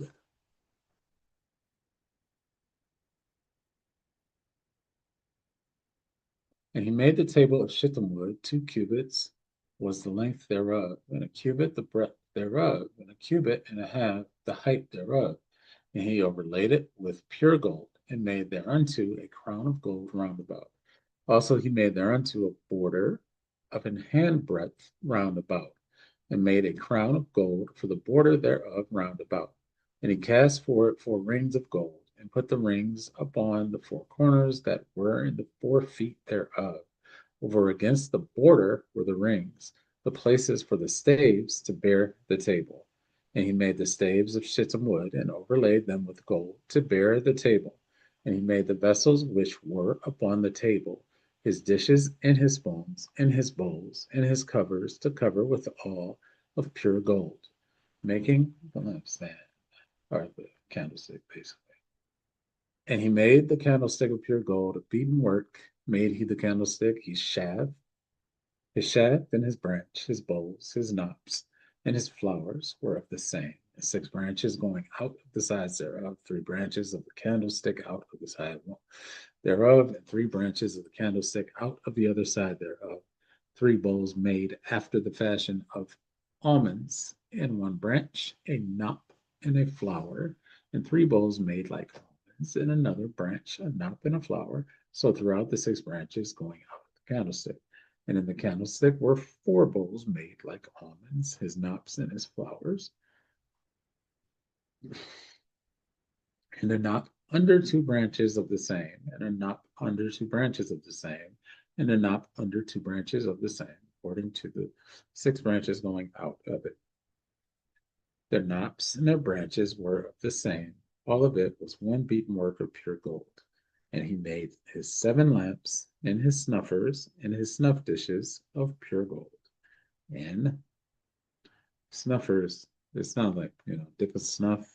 Snuffers this extinguishes the flame on the top of the candle. So it looks like a bell, but it's a connecting piece. And so you're not putting the candles out with your fingers. You're extinguishing the flame by putting the bell over the top. So that's what it's saying, the snuffers. His snuffers and his snuff dishes of pure gold. Of a talent of pure gold made he it. With a talent is a measurement, a weighted measurement, and it's uncertain origin. So some people have talents of different weights, but a talent is a weighted measurement system, um, and all the vessels thereof. And he made the incense altar of shittim wood. The length of it was a cubit, and the breadth of it a cubit. It was 4 square, and 2 cubits was the height of it. The horns thereof were of the same, and he overlaid it with pure gold, both the top of it, and the sides thereof round about, and the horns of it. Also he made unto it a crown of gold round about. And he made 2 rings of gold for it under the crown thereof, by the 2 corners of it, upon the 2 sides thereof, to be places for the staves to bear it withal. And he made the staves of shittim wood, and overlaid them with gold. And he made the holy anointing oil and the pure incense of sweet spices, according to the work of the apothecary. Roses apothecary. Okay, so this is the process. So this is everything that was read in the previous visit to the mount, but I have to go through it all over again. And this is the actual process. So he received it all again And the whole process went through again. And then now they're in the process of following the instructions of everything. And Moshe did not write this himself. It was being etched into the stone, but it just took 40 days and 40 nights for everything to be received. And he made the altar of burnt offering of shittim wood, 5 cubits with the length thereof, and 5 cubits the breadth thereof. It was foursquare, and 3 cubits the height thereof. And he made the horns thereof on the four corners of it. The horns thereof were the same, and he overlaid it with brass. And he made all the vessels of the altar, the pots, and the shovels, and the basins, and the flesh hooks, and the firepans. All the vessels thereof made he of brass. And he made for the altar a brazen grate of network under the compass thereof beneath unto the midst of it. And he cast 4 rings for the 4 ends of the grate of brass to be places for the staves. And he made the staves of shittim wood and overlaid them with brass. He put the staves into the rings on the side of the altar to bear it withal. He made the altar hollow with boards, making the bronze. Okay, read that. And he made the laver of brass, and the foot of it of brass, and the looking glasses of the women assembling, which assembled at the door of the tabernacle of the congregation, because the women could not go further deep into the inner sanctum. So this they created looking glasses for the women to look through. Um, and those women that were of the period of discomfort um, or in the period um, could not come close. And he made the court on the south side southward. The hangings of the court were of fine twined linen 100 cubits. Their pillars were 20, and their brazen sockets 20. The hooks of the pillars and their fillets were of silver. And for the north side the hangings were 100 cubits. Their pillars were 20, and their sockets of brass 20. The hooks of the pillars and their fillets of silver. And for the west side were hangings of 50 cubits. Their pillars 10, and their sockets 10, the hooks of the pillars and their fillets of silver. And for the east side, eastward, 50 cubits. The hangings of the one side of the gate were 15 cubits. Their pillars and their fillets of silver, and the overlaying of their chapiters of silver, and all the pillars of the court were filleted with silver. And the hanging for the gate of the court was needlework of blue and purple and scarlet and fine twined linen, and 20 cubits was the length, and the height and the breadth was 5 cubits, answerable to the hangings of the court. And their pillars were 4, and their sockets of brass 4, their hooks of silver, and the overlaying of their chapiters, and their fillets of silver, and all the pins of the tabernacle and of the court round about were of brass. This is the sum of the tabernacle, even of the tabernacle of testimony, as it was counted, according to the commandment of Moshe, for the service of the Levi, by the hand of Itamar, son to Aharone the priest, and Bazial Betzalel, the son of Uri, Betzalel, the son of Uri, the son of Hur, of the tribe of Yehuda, made all that Jehovah commanded Moshe. And with him was Aholiab, son of Ahishamach, of the tribe of Dan, an engraver and a cunning workman, and an embroiderer in blue and in purple and in scarlet and fine linen. All the gold that was occupied for the work, and all the work of the holy place, even the gold of the offering, was 29 talents and 730 shekels, after the shekel of the sanctuary. And the silver of them that were numbered of the congregation was in 100 talents and 1,703 score 15 shekels. 1,760. Three score is 60. So 75 shekels. So 1,775. So 1775. 1775. Oh, that would make sense in terms of the lore of the United States. 1775. That'd be biblically ecclesiastical. Okay. Um, 1775. Becca for every man, that is half a shekel, after the shekel of the sanctuary, for every one that went to be numbered, from 20 years old and upward, for 600,000 and 3,550 men. 600,000, 600 and 3,000 and 635, 0, 6,000, 600,000, 603, 603, 550, 603, 550, 9, 5, 5, 10, 10 and 9, 19 is 10. Still 10, which is 1. So 603. 603 is what I'm saying. 9, 10. 603. 603. And this is after they killed 3,000 men. And overlaid their chapters and filleted them. The brass of the offering was 70 talents and 2,400 shekels. And therewith he made the sockets, the door of the tabernacle of the congregation, and the brazen altar, and the brazen grate for it, and all the vessels of the altar. The grate is like, like a barbecue grate, and the sockets of the court round about, and the sockets of the court gate, and all the pins of the tabernacle, and all the pins of the court round about.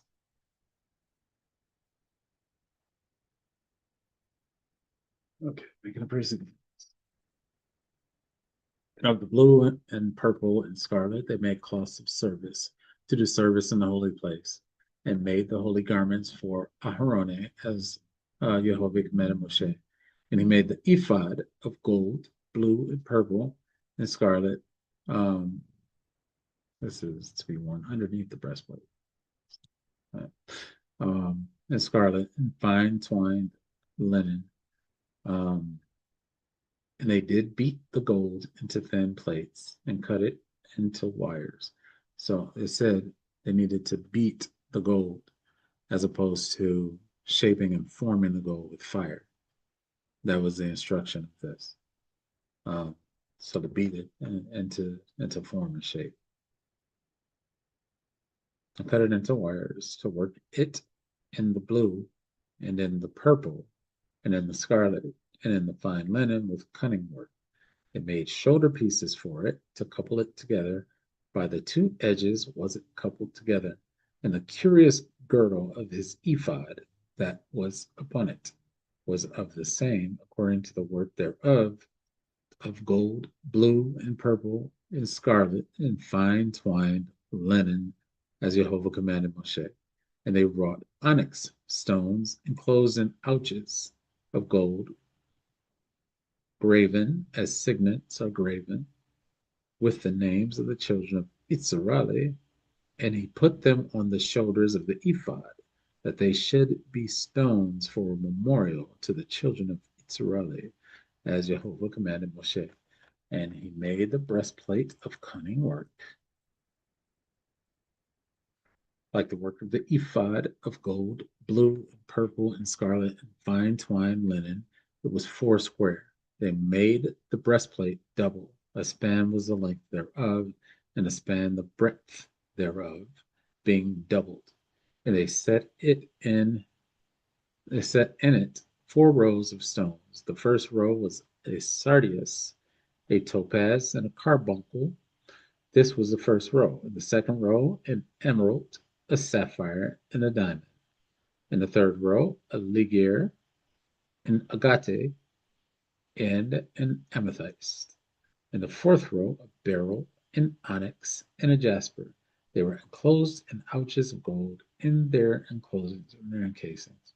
And the stones were according to the names of the children of Israel, 12 according to their names, like the engravings of a signet, every one with his name according to the 12 tribes. And they made upon the breastplate chains at the ends of wreathen work of pure gold. And they made 2 ouches of gold and 2 gold rings, and put the 2 rings in the 2 ends of the breastplate. And they put the 2 wreathen chains of gold in the 2 rings on the ends of the breastplate. And the 2 ends of the 2 wreathen chains they fastened in the 2 ouches, and put them on the shoulder pieces of the ephod before it. And they made 2 rings of gold, and put them on the 2 ends of the breastplate, upon the border of it, which was on the side of the ephod inward. And they made 2 other golden rings, and put them on the 2 sides of the ephod underneath, toward the forepart of it, over against the other coupling thereof, above the curious girdle of the ephod. And I think I looked it up and talked about it before in terms of a curious girdle and what they meant by curious. Keshed, belt or strap, curious girdle, but and interlaced. Interlaced. Interlaced girdle. And it did bind the breastplate by his rings unto the rings of the ephod with the lace of blue, that it might be above the curious girdle of the ephod, and that the breastplate might not be loosed from the ephod, as Jehovah commanded Moshe. And he made the robe of the ephod of woven work, all of blue, and there was an hole in the midst of the robe, as the hole of an habergeon, with a band around about the hole, and with a band round about the hole, that it should not rend. And they made upon the hems of the robe pomegranates of blue and purple and scarlet and twined linen. And they made bells of pure gold, and put the bells between the pomegranates upon the hem of the robe, round about between the pomegranates, a bell and a pomegranate, a bell and a pomegranate, round about the hem of the robe, to minister in, as Jehovah commanded Moshe. And it made coats of fine linen of woven work for Aharone and for his sons, and a mitre of fine linen, and goodly bonnets of fine linen, and linen breeches of fine twined linen, and a girdle of fine twined linen, and blue, and purple, and scarlet of needlework, as Jehovah commanded Moshe. And he made the plate of the holy crown of pure gold, and wrote upon it a writing, like to the engravings of a signet, holiness to Jehovah. And this actual term is what we said before. Holiness is Kodesh Jehovah. Kodesh Jehovah.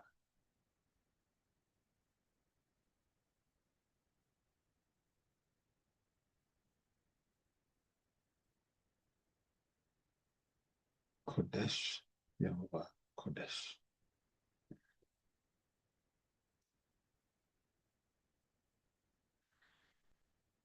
Yep.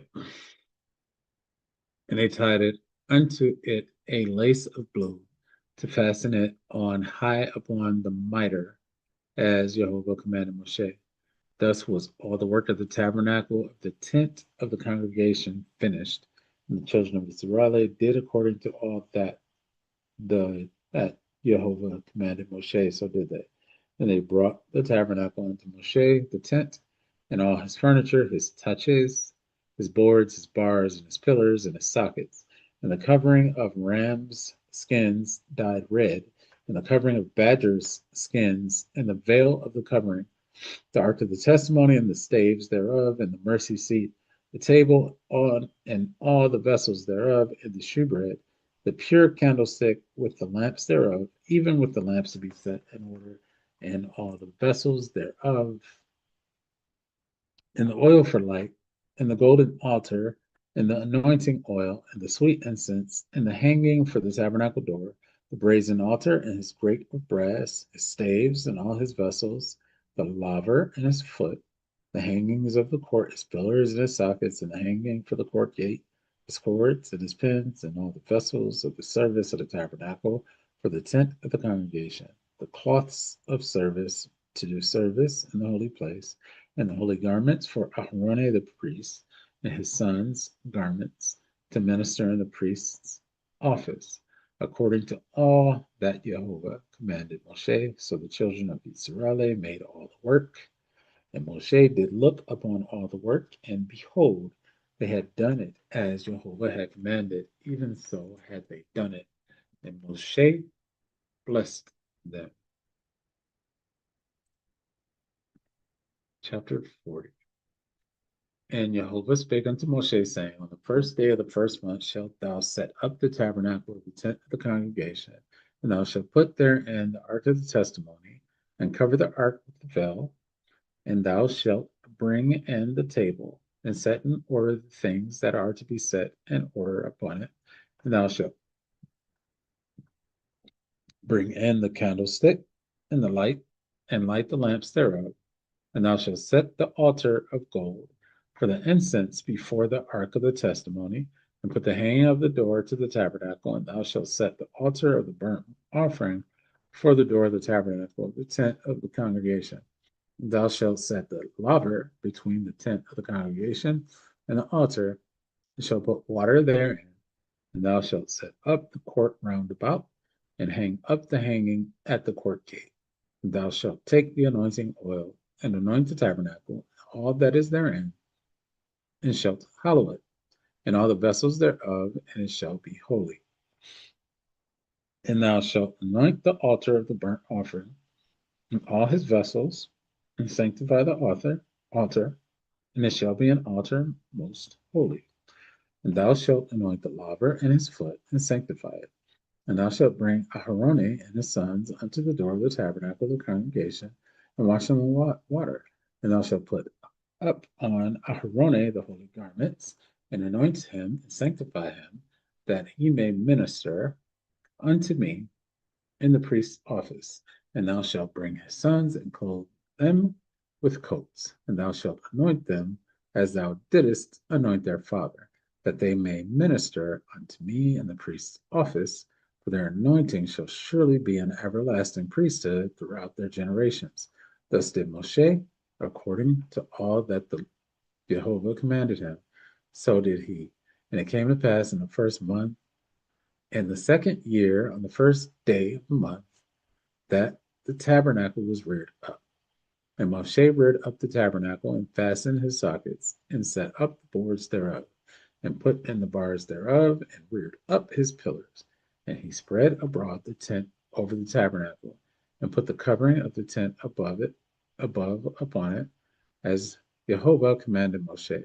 And he took and put the testimony into the ark, and set the staves on the ark, and put the mercy seat above upon the ark. And he brought the ark into the tabernacle, and set up the veil of the covering, and covered the ark of the testimony, as Jehovah commanded Moshe.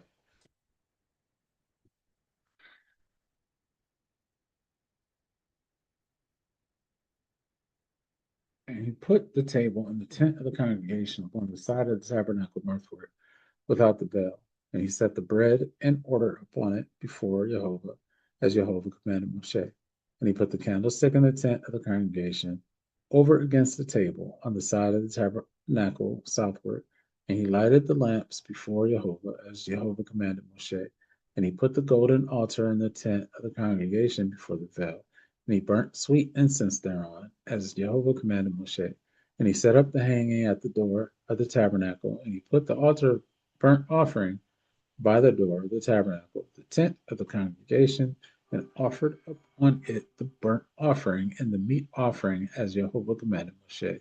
And he set the laver between the tent of the congregation and the altar, and put water there to wash withal. And Moshe and Aharone and his sons washed their hands and their feet thereat, when they went into the tent of the congregation, and when they came near unto the altar, they washed, as Jehovah commanded Moshe. And he reared up the court round about the tabernacle and the altar, and set up the hanging of the court gate.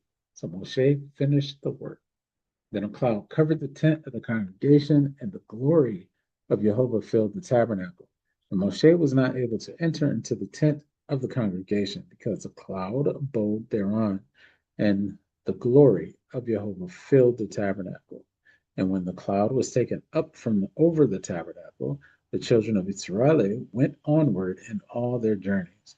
But if the cloud were not taken up, then they journeyed not till the day that it was taken up. For the cloud of Jehovah was upon the tabernacle by day, and fire was on it by night, in the sight of all the house of Israel throughout all their journeys. So again, we got the pillar of the cloud or the shadow being upon it during the day, and then at night, then lit with fire. So a shadow during the day and this fire at night. And that is the reason why they had the artisans of um, Betz al Betz al Ale in Holiab, one representing the shadow or the cloud, and one representing the fire.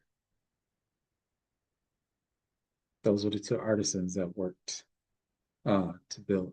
So it's all about balance and duality and the principle of two, just like with the onyx. That's why I mentioned the onyx first, because the principle of two, the onyx is not a pure stone. It is a mixed stone. It is mixed gem. It naturally occurs that way, but it's mixed in terms of its presentation and its color. It's marbled black and white, or marbled crimson and white, red and white, crimson and white. Okay. So next time we'll go into the first 10 chapters of Leviticus. Um,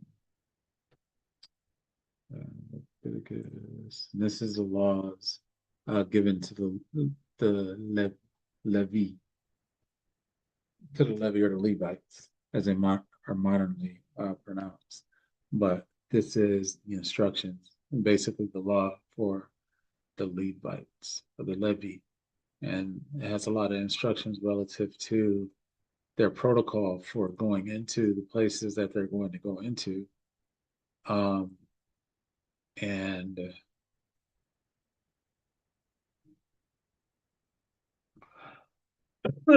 oh, this is very interesting because this is a violation that many people are doing today. It just jumped out at me though. Punishment for child sacrifices. Read this real quick. Excuse me. Um, so yeah, so the punishment for child sacrifice. And Jehovah spake unto Moshe, saying, Again, thou shalt say to the children of Israel, whosoever he be of the children of Israel, or of the strangers that sojourn in Israel, that giveth any of his seed unto Molech, he shall surely be put to the people of the land shall stone him with stones. And I will set my face against that man. I will cut him off from among his people, because he hath given of his seed unto Molech, to defile my sanctuary and to profane my holy name.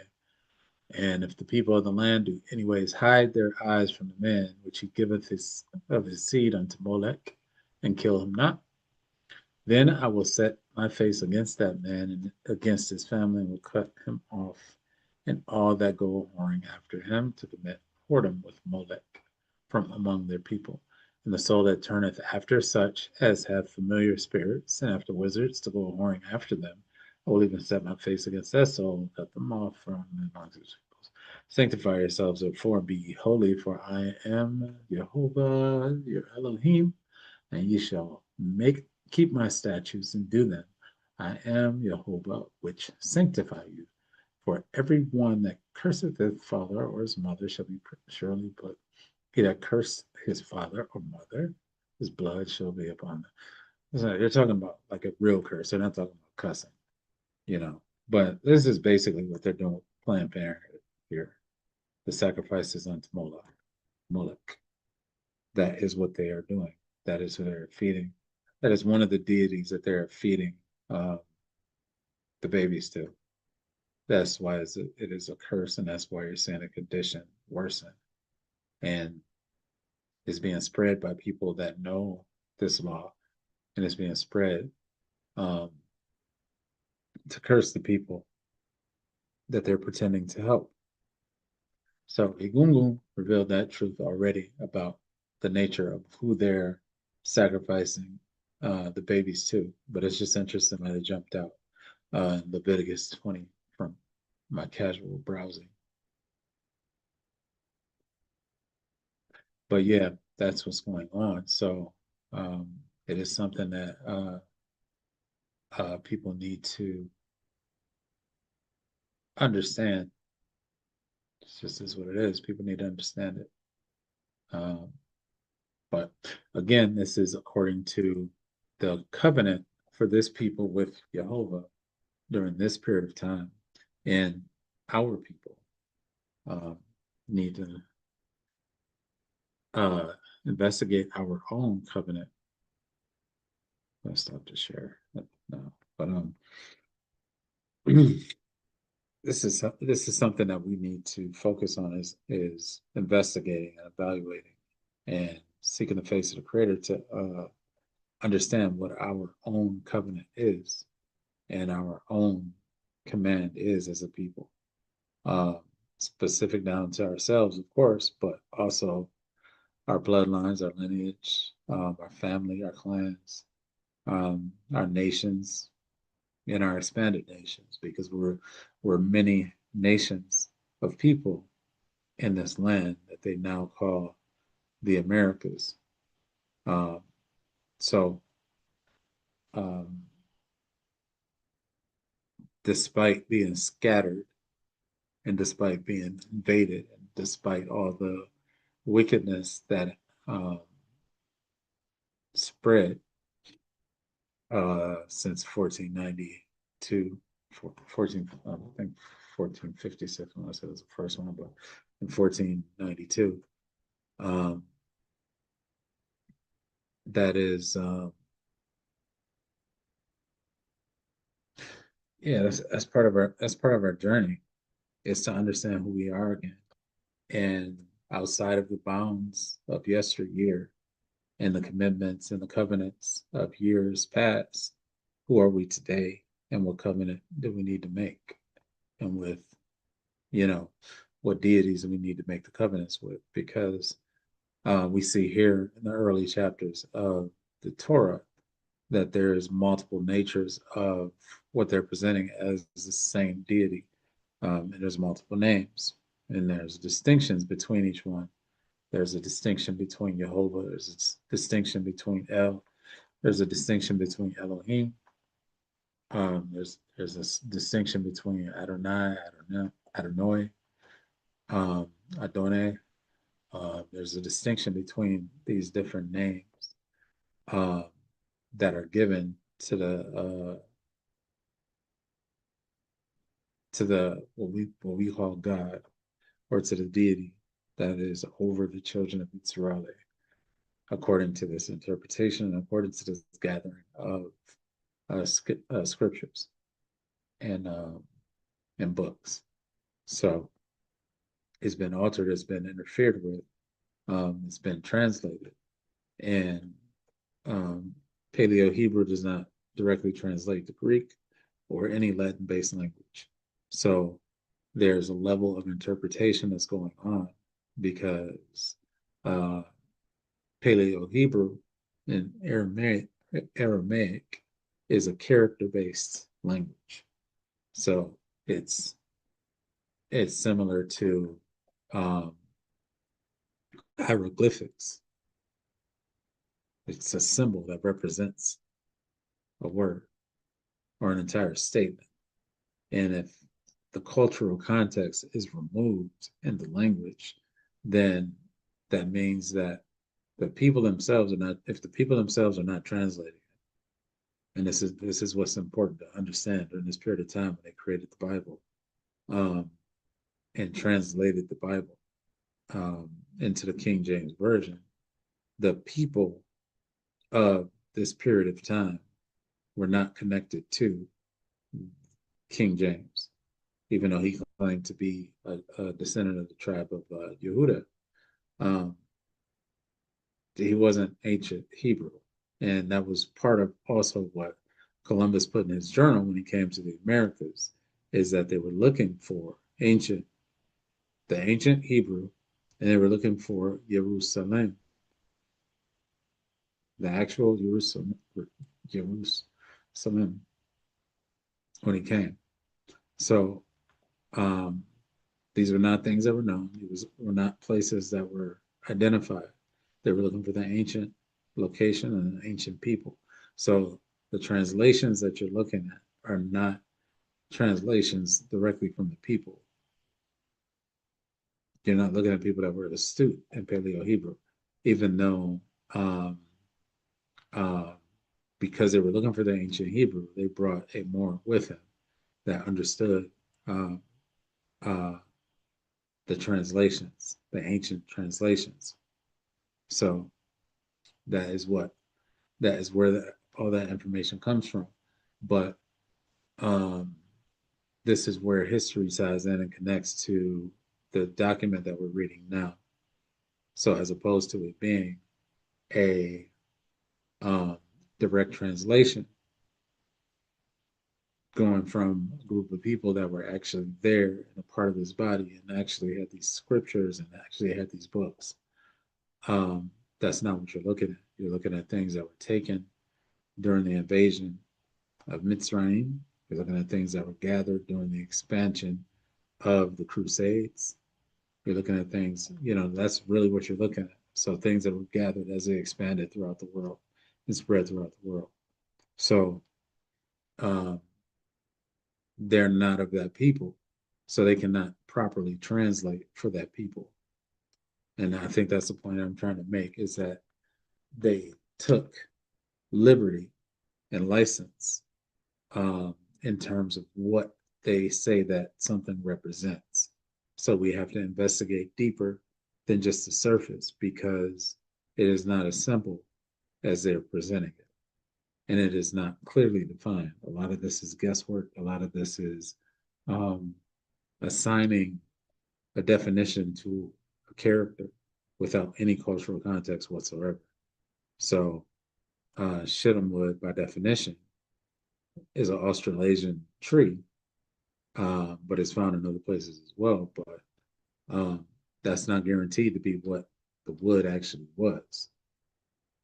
That's what it is assumed to be. So, um, in terms of staging the modern area that they call modern Israel or modern Jerusalem, um, there are certain things that they would have to relocate to that place, um, that they would have to have grow there in order to keep up with the story. And gopher wood does not grow there. So, um,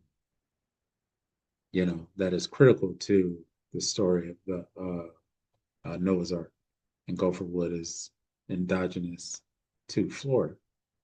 So, these are the things that allow us to dig deeper and decipher a deeper meaning so that we can gain a greater level of understanding in terms of where we are in orientation to historical truth, um, and the true experiences of the people that walk these actual footsteps. So we have to seek so we can find and dig deeper and um, not limit ourselves in terms of our investigation, because the Creator does not desire us to be ignorant. Um, so as we learn more um, about Jehovah, as we learn more about El, as we learn more about Elohim, as we learn more about their relative position to the Creator, um, it'll only allow us to grow stronger in our faith, because we have a greater understanding of the body of what we modernly call God, you know. And there is no end to our learning. There is no man that will know all. There is no woman or child that will know all. So we pursue and we seek and we study to show ourselves approved, and we pray without ceasing. These are the principles, the foundational principles of I am Omar J Ministries. That is the principles that I live my life by. And um, that is my command, that is my work. Um, according to my lineage, according to my ancestry, according to my heritage, I am one of those descendants of these people. So I'm trying to find out more about them from them directly, as opposed to taking the words of the people who invaded our lands um, as certified golden law, which is what we're expected to do um, in Christianity. I was raised in apostolic church and apostolic doctrine, and it's very, very rigid and strict relative to um, doubt, investigation, examination, um, and we're expected to take it as the unadulterated, unmodified, unmolested word of the Creator, um, and that's not what it is. It has been altered, it has been molested, it has been modified, it has been adjusted, but that doesn't mean that the truth is not still there. And because the truth is there, the truth will make us free. And we need freedom. We need Jubilee. And that is the time that is coming upon us, specifically in the spirit of time. So, without further ado, without belaboring our point, without extending this uh, reading too far, I just want to end with the word of prayer and close out this episode. I'm Omo J. Um, we give thanks to the Creator for being able to gather again um, to study to show ourselves approved. We ask that the wisdom of our ancestors, we ask the wisdom of the page of the doctrine that we were raised in, that we are evaluating and investigating for its deeper layers and deeper meanings. We ask that um, that your wisdom shower down upon us and open the way for us so that we can have a clear pathway to greater levels of understanding and greater layers and levels of wisdom. Let our hearts not be troubled. Let us have the resources that we need to investigate deeper. Let those who donate be blessed a thousandfold. Let those who contribute their energy, their time, their resources to assist in these research efforts be rewarded many times over. Let our hearts, our minds, our spirit, let our consciousness be laid on the work of righteousness. Let our enemies be defeated. Let the wicked intentions, the wicked actions, the wicked machinations not find us, not interfere with us, and not halt our destiny. Let our page continue to grow. Let our audience continue to expand. Let our voice be able to be heard so that we can educate, be able to communicate, and work together um, with those who are called, those who are chosen for such a time as this. Uh, that our journey be safe, that our travel be protected. Since we say, Amen, Ashe. All right. This has been another episode of I Am Omar J. Um, podcast slash research investigation. Um, I am Awo Eguniyi Edwards. And until next time.